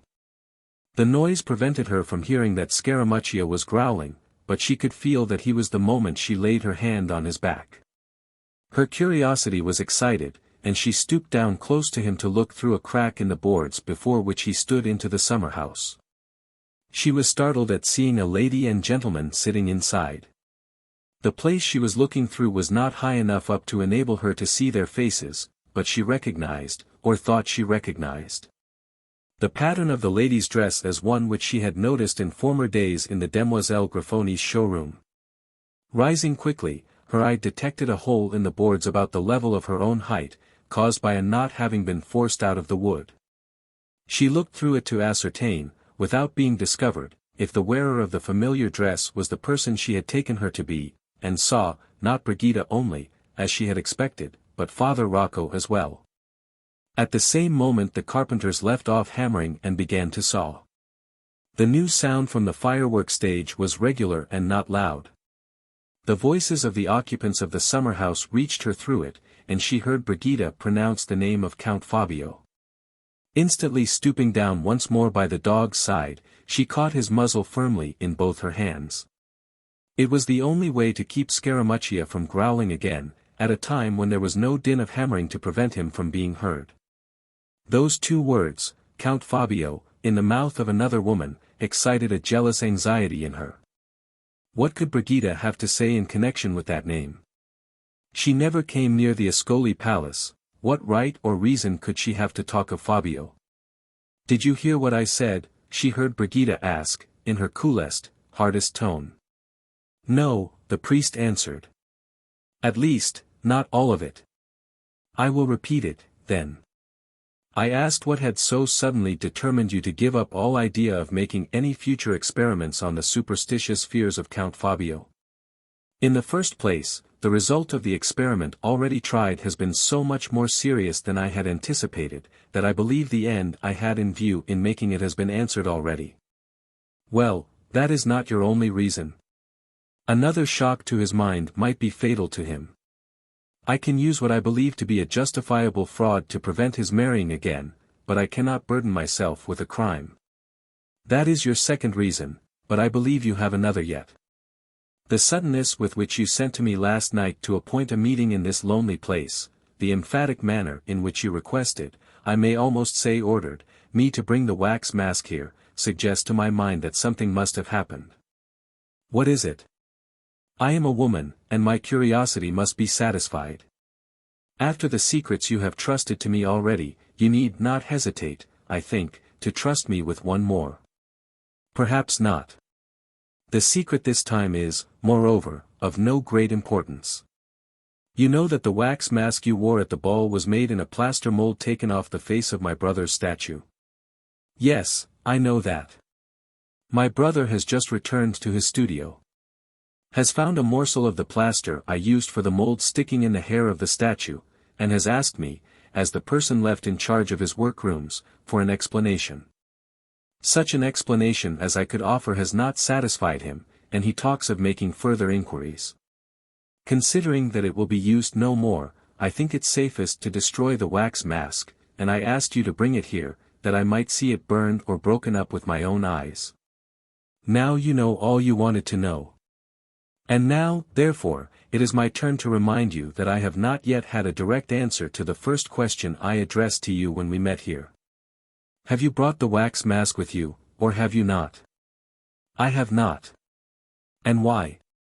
Just as that question was put, Nanina felt the dog dragging himself free of her grasp on his mouth. She had been listening hitherto with such painful intensity, with such all-absorbing emotions of suspense, terror, and astonishment, that she had not noticed his efforts to get away, and had continued mechanically to hold his mouth shut. But now she was aroused by the violence of his struggles to the knowledge that, unless she hit upon some new means of quieting him, he would have his mouth free, and would betray her by a growl. In an agony of apprehension lest she should lose a word of the momentous conversation, she made a desperate attempt to appeal to the dog's fondness for her, by suddenly flinging both her arms round his neck, and kissing his rough, hairy cheek. The stratagem succeeded. Scaramuccia had, for many years past, never received any greater marks of his mistress's kindness for him than such as a pat on the head or a present of a lump of sugar might convey. His dog's nature was utterly confounded by the unexpected warmth of Nanina's caress, and he struggled up vigorously in her arms to try and return it by licking her face. She could easily prevent him from doing this, and could so gain a few minutes more to listen behind the summer house without danger of discovery. She had lost Brigida's answer to Father Rocco's question, but she was in time to hear her next words. "We are alone here," said Brigida. "I am a woman, and I don't know that you may not have come armed. It is only the commonest precaution on my part not to give you a chance of getting at the wax mask till I have made my conditions." "You never said a word about conditions before." "True. I remember telling you that I wanted nothing but the novelty of going to the masquerade in the character of my dead enemy, and the luxury of being able to terrify the man who had brutally ridiculed me in old days in the studio. That was the truth. But it is not the less the truth that our experiment on Count Fabio has detained me in this city much longer than I ever intended, that I am all but penniless, and that I deserve to be paid. In plain words, will you buy the mask of me for 200 scudi? I have not 20 scudi in the world, at my own free disposal. You must find 200 if you want the wax mask. I don't wish to threaten, but money I must have. I mention the sum of 200 scudi, because that is the exact amount offered in the public handbills by Count Fabio's friends for the discovery of the woman who wore the yellow mask at the Marquis Milani's ball. What have I to do but to earn that money if I please, by going to the palace, taking the wax mask with me, and telling them that I am the woman? Suppose I confess in that way. They can do nothing to hurt me, and I should be 200 scudi the richer. You might be injured, to be sure, if they insisted on knowing who made the wax model, and who suggested the ghastly disguise. Wretch! Do you believe that my character could be injured on the unsupported evidence of any words from your lips?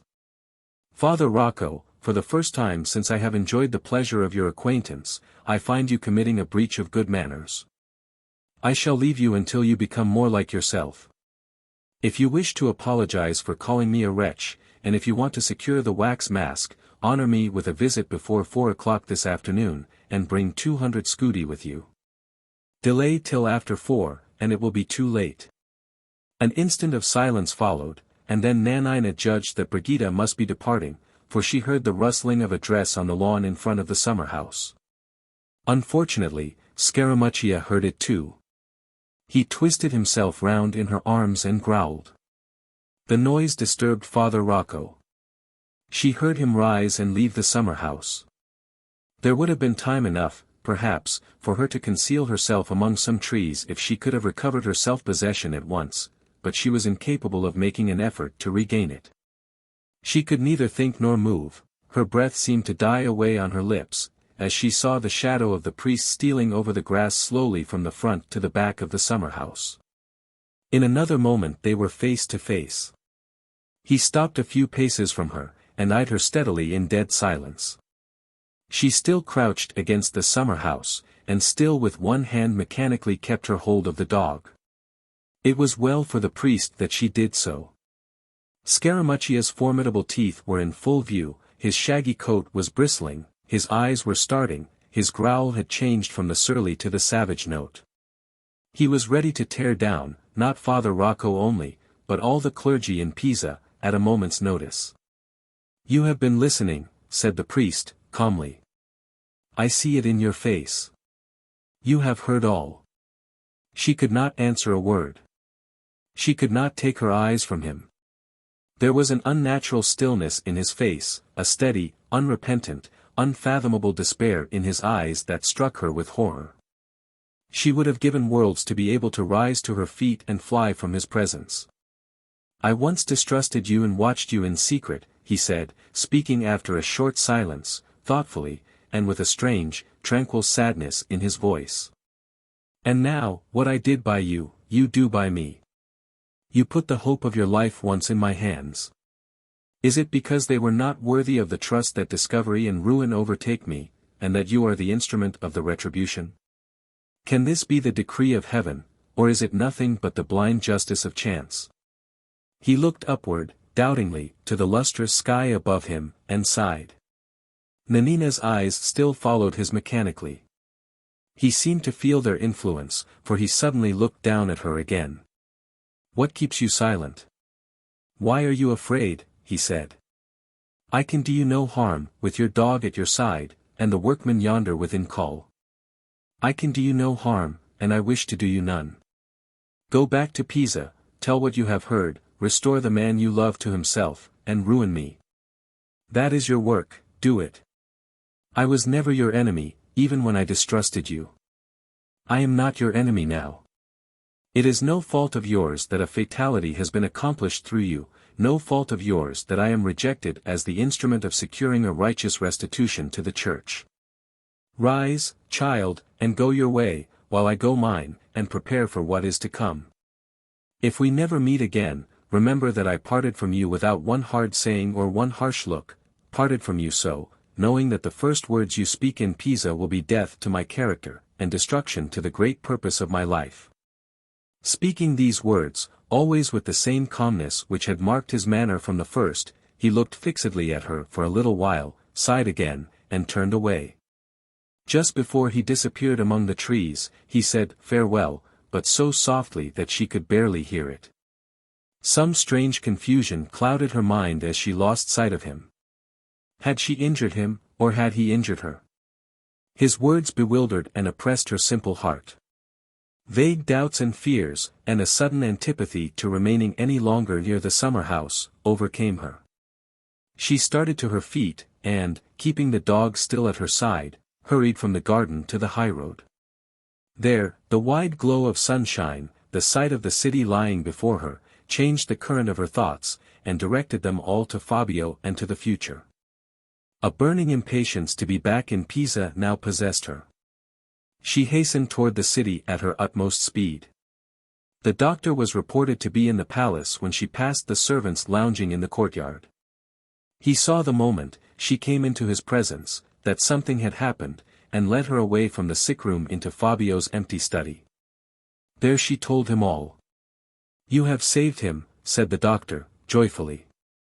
"I will answer for his recovery. Only let that woman come here for the reward, and leave me to deal with her as she deserves. In the meantime, my dear, don't go away from the palace on any account until I give you permission. I am going to send a message immediately to Signor Andrea d'Arbino to come and hear the extraordinary disclosure that you have made to me. Go back to read to the Count, as usual, until I want you again. But, remember, you must not drop a word to him yet of what you have said to me. He must be carefully prepared for all that we have to tell him, and must be kept quite in the dark until those preparations are made." D'Arbino answered the doctor's summons in person, and Nanina repeated her story to him. He and the doctor remained closeted together for some time after she had concluded her narrative and had retired. A little before 4 o'clock they sent for her again into the study. The doctor was sitting by the table with a bag of money before him, and D'Arbino was telling one of the servants that if a lady called at the palace on the subject of the handbill which he had circulated, she was to be admitted into the study immediately. As the clock struck 4, Nanina was requested to take possession of a window seat, and to wait there until she was summoned. When she had obeyed, the doctor loosened one of the window curtains, to hide her from the view of any one entering the room. About a quarter of an hour elapsed, and then the door was thrown open, and Brigida herself was shown into the study. The doctor bowed, and D'Arbino placed a chair for her. She was perfectly collected, and thanked them for their politeness with her best grace. "I believe I am addressing confidential friends of Count Fabio d'Ascoli," Brigida began. "May I ask if you are authorized to act for the Count, in relation to the reward which this handbill offers?" The doctor, having examined the handbill, said that the lady was quite right, and pointed significantly to the bag of money. "You are prepared, then," pursued Brigida, smiling, "to give a reward of 200 scudi to any one able to tell you who the woman is who wore the yellow mask at the Marquis Melani's ball, and how she contrived to personate the face and figure of the late Countess d'Ascoli." "Of course we are prepared," answered D'Arbino, a little irritably. "As men of honor, we are not in the habit of promising anything that we are not perfectly willing, under proper conditions, to perform." "Pardon me, my dear friend," said the doctor, I think you speak a little too warmly to the lady. She is quite right to take every precaution. We have the 200 scudi here, madam, he continued, patting the money bag. And we are prepared to pay that sum for the information we want. But, here the doctor suspiciously moved the bag of scudi from the table to his lap, we must have proofs that the person claiming the reward is really entitled to it. Brigida's eyes followed the money bag greedily. Proofs, she exclaimed, taking a small flat box from under her cloak, and pushing it across to the doctor. Proofs. There you will find one proof that establishes my claim beyond the possibility of doubt. The doctor opened the box, and looked at the wax mask inside it, then handed it to Darbino, and replaced the bag of scudi on the table. The contents of that box seem certainly to explain a great deal, he said, pushing the bag gently toward Brigida, but always keeping his hand over it. The woman who wore the yellow domino was, I presume, of the same height as the late Countess? Exactly, said Brigida. Her eyes were also of the same color as the late Countess's. She wore yellow of the same shade as the hangings in the late Countess's room, and she had on, under her yellow mask, the colorless wax model of the late Countess's face, now in your friend's hand. So much for that part of the secret. Nothing remains now to be cleared up but the mystery of who the lady was. Have the goodness, sir, to push that bag an inch or two nearer my way, and I shall be delighted to tell you. Thank you, madam, said the doctor, with a very perceptible change in his manner. We know who the lady was already. He moved the bag of scudi while he spoke back to his own side of the table. Brigida's cheeks reddened, and she rose from her seat. Am I to understand, sir, she said, haughtily, that you take advantage of my position here, as a defenseless woman, to cheat me out of the reward? By no means, madam, rejoined the doctor. We have covenanted to pay the reward to the person who could give us the information we required.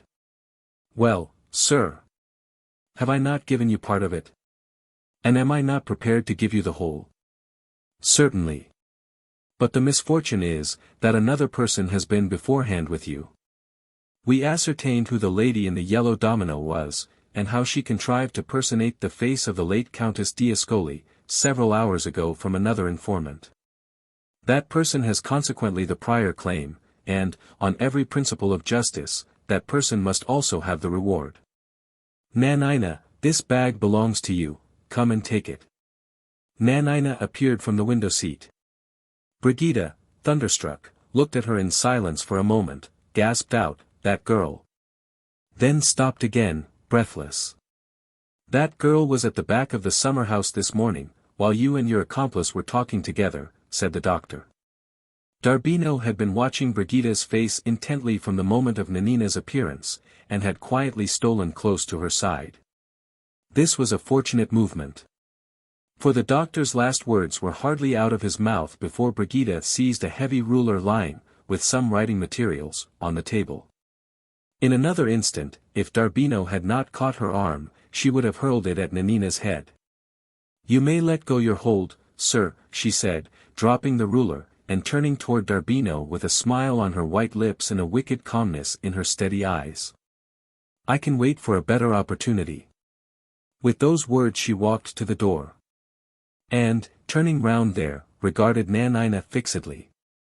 I wish I had been a moment quicker with the ruler, she said, and went out.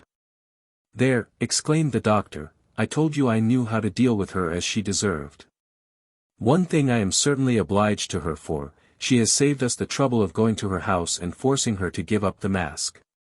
And now, my child, he continued, addressing Nanina, you can go home, and one of the men servants shall see you safe to your own door, in case that woman should still be lurking about the palace. Stop. You are leaving the bag of scudi behind you. I can't take it, sir. And why not? She would have taken money. Saying those words, Nanina reddened, and looked toward the door. The doctor glanced approvingly at Darbino. Well, we won't argue about that now, he said. I will lock up the money with the mask for today. Come here tomorrow morning as usual, my dear. By that time I shall have made up my mind on the right means for breaking your discovery to Count Fabio. Only let us proceed slowly and cautiously, and I answer for success. Chapter 7. The next morning, among the first visitors at the Ascoli Palace was the master sculptor, Luca Lomi. He seemed, as the servants thought, agitated, and said he was especially desirous of seeing Count Fabio. On being informed that this was impossible, he reflected a little, and then inquired if the medical attendant of the Count was at the palace, and could be spoken with. Both questions were answered in the affirmative, and he was ushered into the doctor's presence. I know not how to preface what I want to say, Luca began, looking about him confusedly. May I ask you, in the first place, if the work-girl named Nanina was here yesterday? She was, said the doctor. Did she speak in private with anyone? Yes, with me. Then you know everything. Absolutely everything.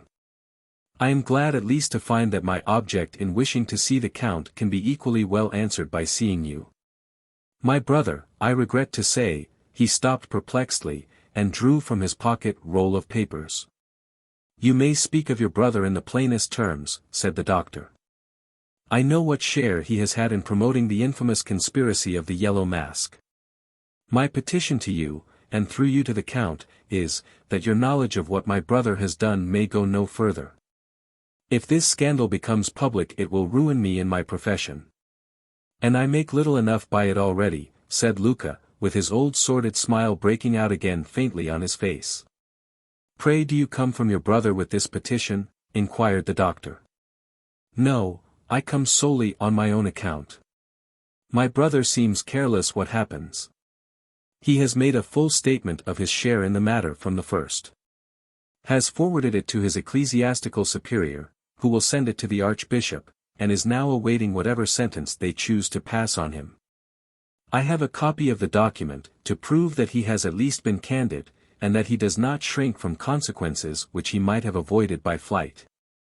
The law cannot touch him, but the Church can, and to the Church he has confessed. All I ask is, that he may be spared a public exposure. Such an exposure would do no good to the Count, and it would do dreadful injury to me. Look over the papers yourself, and show them, whenever you think proper, to the master of this house. I have every confidence in his honor and kindness, and in yours. He laid the roll of papers open on the table, and then retired with great humility to the window. The doctor looked over them with some curiosity. The statement or confession began by boldly avowing the writer's conviction that part of the property which the Count Fabio d'Ascoli had inherited from his ancestors had been obtained by fraud and misrepresentation from the Church.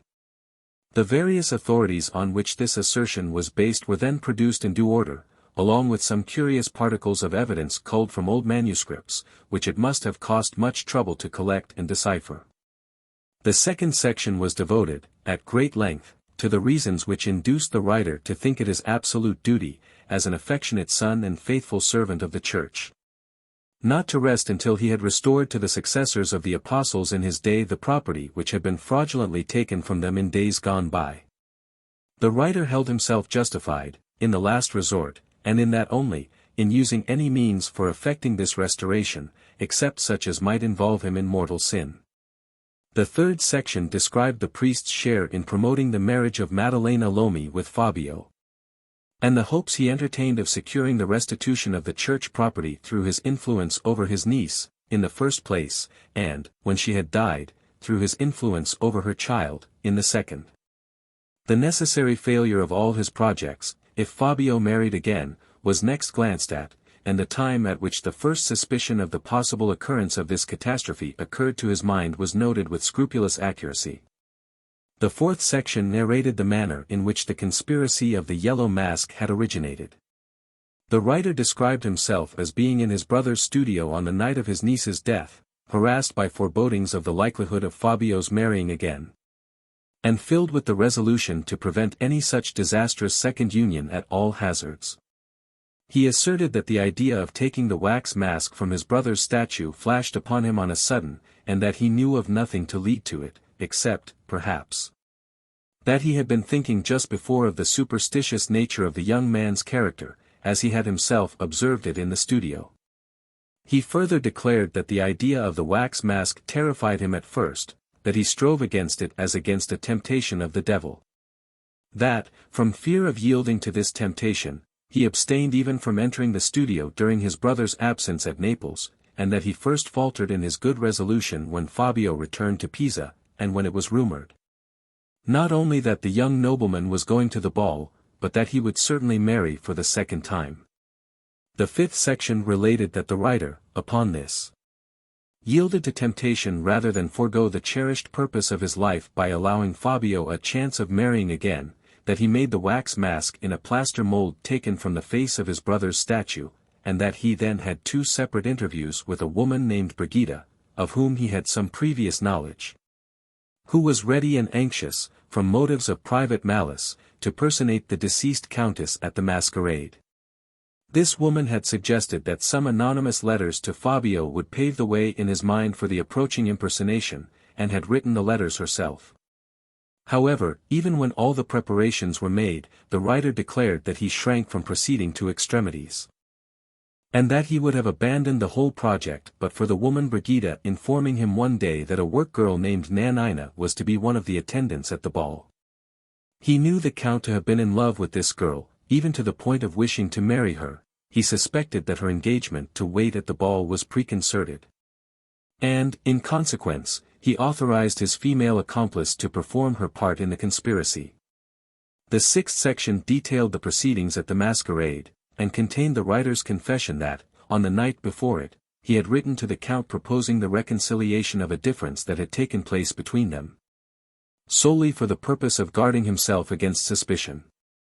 He next acknowledged that he had borrowed the key of the Campo Santo gate, keeping the authority to whom it was entrusted in perfect ignorance of the purpose for which he wanted it.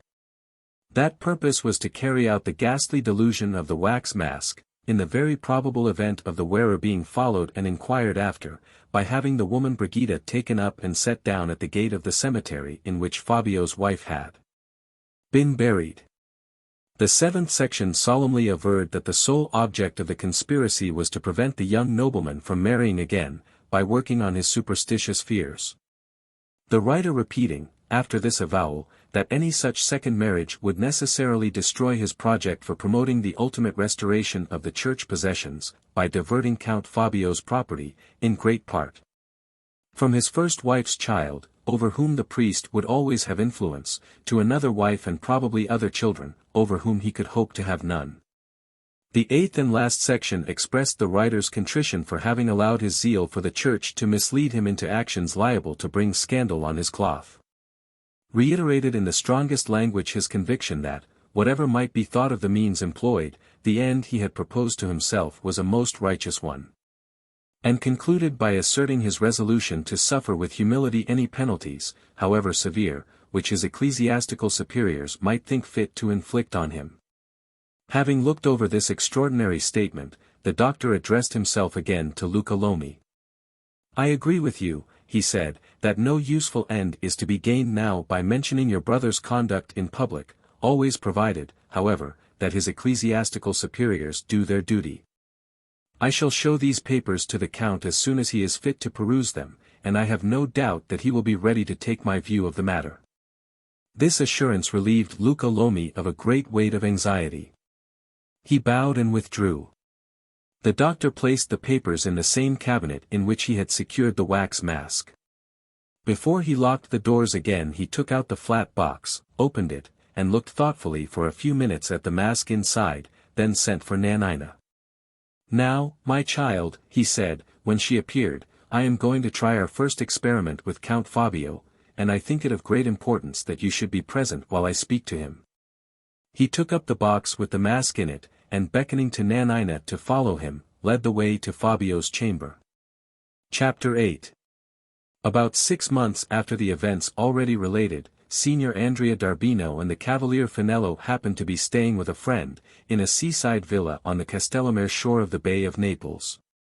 Most of their time was pleasantly occupied on the sea, in fishing and sailing. A boat was placed entirely at their disposal.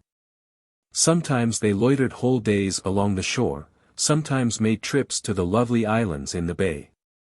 One evening they were sailing near Sorrento, with a light wind. The beauty of the coast tempted them to keep the boat close inshore. A short time before sunset, they rounded the most picturesque headland they had yet passed. And a little bay, with a white sand beach, opened on their view. They noticed first a villa surrounded by orange and olive trees on the rocky heights inland, then a path in the cliffside leading down to the sands. Then a little family party on the beach, enjoying the fragrant evening air. The elders of the group were a lady and gentleman, sitting together on the sand. The lady had a guitar in her lap and was playing a simple dance melody. Close at her side a young child was rolling on the beach in high glee. In front of her a little girl was dancing to the music, with a very extraordinary partner in the shape of a dog, who was capering on his hind legs in the most grotesque manner. The merry laughter of the girl, and the lively notes of the guitar were heard distinctly across the still water. "Edge a little nearer inshore," said Darbino to his friend, who was steering, "and keep as I do in the shadow of the sail. I want to see the faces of those persons on the beach without being seen by them." Finello obeyed. After approaching just near enough to see the countenances of the party on shore, and to be barked at lustily by the dog, they turned the boat's head again toward the offing. "A pleasant voyage, gentlemen," cried the clear voice of the little girl. They waved their hats in return, and then saw her run to the dog and take him by the forelegs. "Play, Nanina," they heard her say. "I have not half done with my partner yet." The guitar sounded once more, and the grotesque dog was on his hind legs in a moment. "I had heard that he was well again, that he had married her lately, and that he was away with her and her sister, and his child by the first wife," said Darbino, "but I had no suspicion that their place of retirement was so near us. It is too soon to break in upon their happiness, or I should have felt inclined to run the boat on shore." "I never heard the end of that strange adventure of the Yellow Mask," said Finello. "There was a priest mixed up in it, was there not?" "Yes, but nobody seems to know exactly what has become of him. He was sent for to Rome, and has never been heard of since.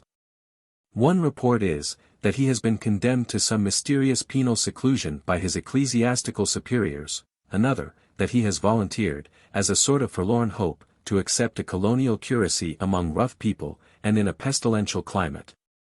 I asked his brother, the sculptor, about him a little while ago, but he only shook his head, and said nothing." "And the woman who wore the yellow mask?" "She, too, has ended mysteriously. At Pisa she was obliged to sell off everything she possessed to pay her debts. Some friends of hers at a milliner's shop, to whom she applied for help, would have nothing to do with her. She left the city, alone and penniless." The boat had approached the next headland on the coast while they were talking. They looked back for a last glance at the beach. Still the notes of the guitar came gently across the quiet water. But there mingled with them now the sound of the lady's voice. She was singing. The little girl and the dog were at her feet, and the gentleman was still in his old place clothes at her side. In a few minutes more the boat rounded the next headland, the beach vanished from view, and the music died away softly in the distance. Last leaves from Leah's diary. 3d of June. Our stories are ended, our pleasant work is done. It is a lovely summer afternoon. The great hall at the farmhouse, after having been filled with people, is now quite deserted. I sit alone at my little work table, with rather a crying sensation at my heart, and with the pen trembling in my fingers, as if I was an old woman already. Our manuscript has been sealed up and taken away. The one precious object of all our most anxious thoughts for months past, our third child, as we have got to call it, has gone out from us on this summer's day, to seek its fortune in the world. A little before 12 o'clock last night, my husband dictated to me the last words of The Yellow Mask. I laid down the pen, and closed the paper thoughtfully. With that simple action the work that we had wrought at together so carefully and so long came to a close. We were both so silent and still, that the murmuring of the trees in the night air sounded audibly and solemnly in our room. William's collection of stories has not, thus far, been half exhausted yet, but those who understand the public taste and the interests of bookselling better than we, think it advisable not to risk offering too much to the reader at first. If individual opinions can be accepted as a fair test, our prospects of success seem hopeful. The doctor, but we must not forget that he is a friend, was so pleased with the 2 specimen stories we sent to him, that he took them at once to his friend, the editor of the newspaper, who showed his appreciation of what he read in a very gratifying manner. He proposed that William should publish in the newspaper, on very fair terms, any short anecdotes and curious experiences of his life as a portrait painter, which might not be important enough to put into a book. The money which my husband has gained from time to time in this way has just sufficed to pay our expenses at the farmhouse up to within the last month. And now our excellent friends here say they will not hear anything more from us on the subject of the rent until the book is sold and we have plenty of money. This is one great relief and happiness. Another, for which I feel even more grateful, is that William's eyes have gained so much by their long rest, that even the doctor is surprised at the progress he has made. He only puts on his green shade now when he goes out into the sun, or when the candles are lit. His spirits are infinitely raised, and he is beginning to talk already of the time when he will unpack his palette and brushes, and take to his old portrait painting occupations again. With all these reasons for being happy, it seems unreasonable and ungracious in me to be feeling sad, as I do just at this moment. I can only say, in my own justification, that it is a mournful ceremony to take leave of an old friend. And I have taken leave twice over of the book that has been like an old friend to me, once when I had written the last word in it, and once again when I saw it carried away to London. I packed the manuscript up with my own hands this morning, in thick brown paper, wasting a great deal of sealing wax, I am afraid, in my anxiety to keep the parcel from bursting open in case it should be knocked about on its journey to town. Oh me, how cheap and common it looked, in its new form, as I carried it downstairs. A dozen pairs of worsted stockings would have made a larger parcel, and half a crown's worth of groceries would have weighed a great deal heavier. Just as we had done dinner the doctor and the editor came in. The first had called to fetch the parcel, I mean the manuscript, the second had come out with him to Appletreewick for a walk. As soon as the farmer heard that the book was to be sent to London, he insisted that we should drink success to it all round. The children, in high glee, were mounted up on the table, with a glass of currant wine apiece, the rest of us had ale. The farmer proposed the toast, and his sailor son led the cheers. We all joined in, the children included, except the editor, who, being the only important person of the party, could not, I suppose, afford to compromise his dignity by making a noise. He was extremely polite, however, in a lofty way, to me, waving his hand and bowing magnificently every time he spoke. This discomposed me a little. And I was still more flurried when he said that he had written to the London publishers that very day, to prepare them for the arrival of our book. Do you think they will print it, sir? I ventured to ask. My dear madam, you may consider it settled, said the editor, confidently. The letter is written, the thing is done. Look upon the book as published already, pray oblige me by looking upon the book as published already. Then the only uncertainty now is about how the public will receive it, said my husband, fidgeting in his chair, and looking nervously at me. Just so, my dear sir, just so, answered the editor. Everything depends upon the public, everything, I pledge you my word of honor. Don't look doubtful, Mrs. Kerby. There isn't a doubt about it, whispered the kind doctor, giving the manuscript a confident smack as he passed by me with it on his way to the door. In another minute he and the editor, and the poor cheap-looking brown paper parcel, were gone. The others followed them out, and I was left in the hall alone. Oh, public! Public! It all depends now upon you. The children are to have new clothes from top to toe, I am to have a black silk gown. William is to buy a beautiful traveling color box, the rent is to be paid. All our kind friends at the farmhouse are to have little presents, and our future way in this hard world is to be smooth for us at the outset, if you will only accept a poor painter's stories which his wife has written down for him after dark. The end.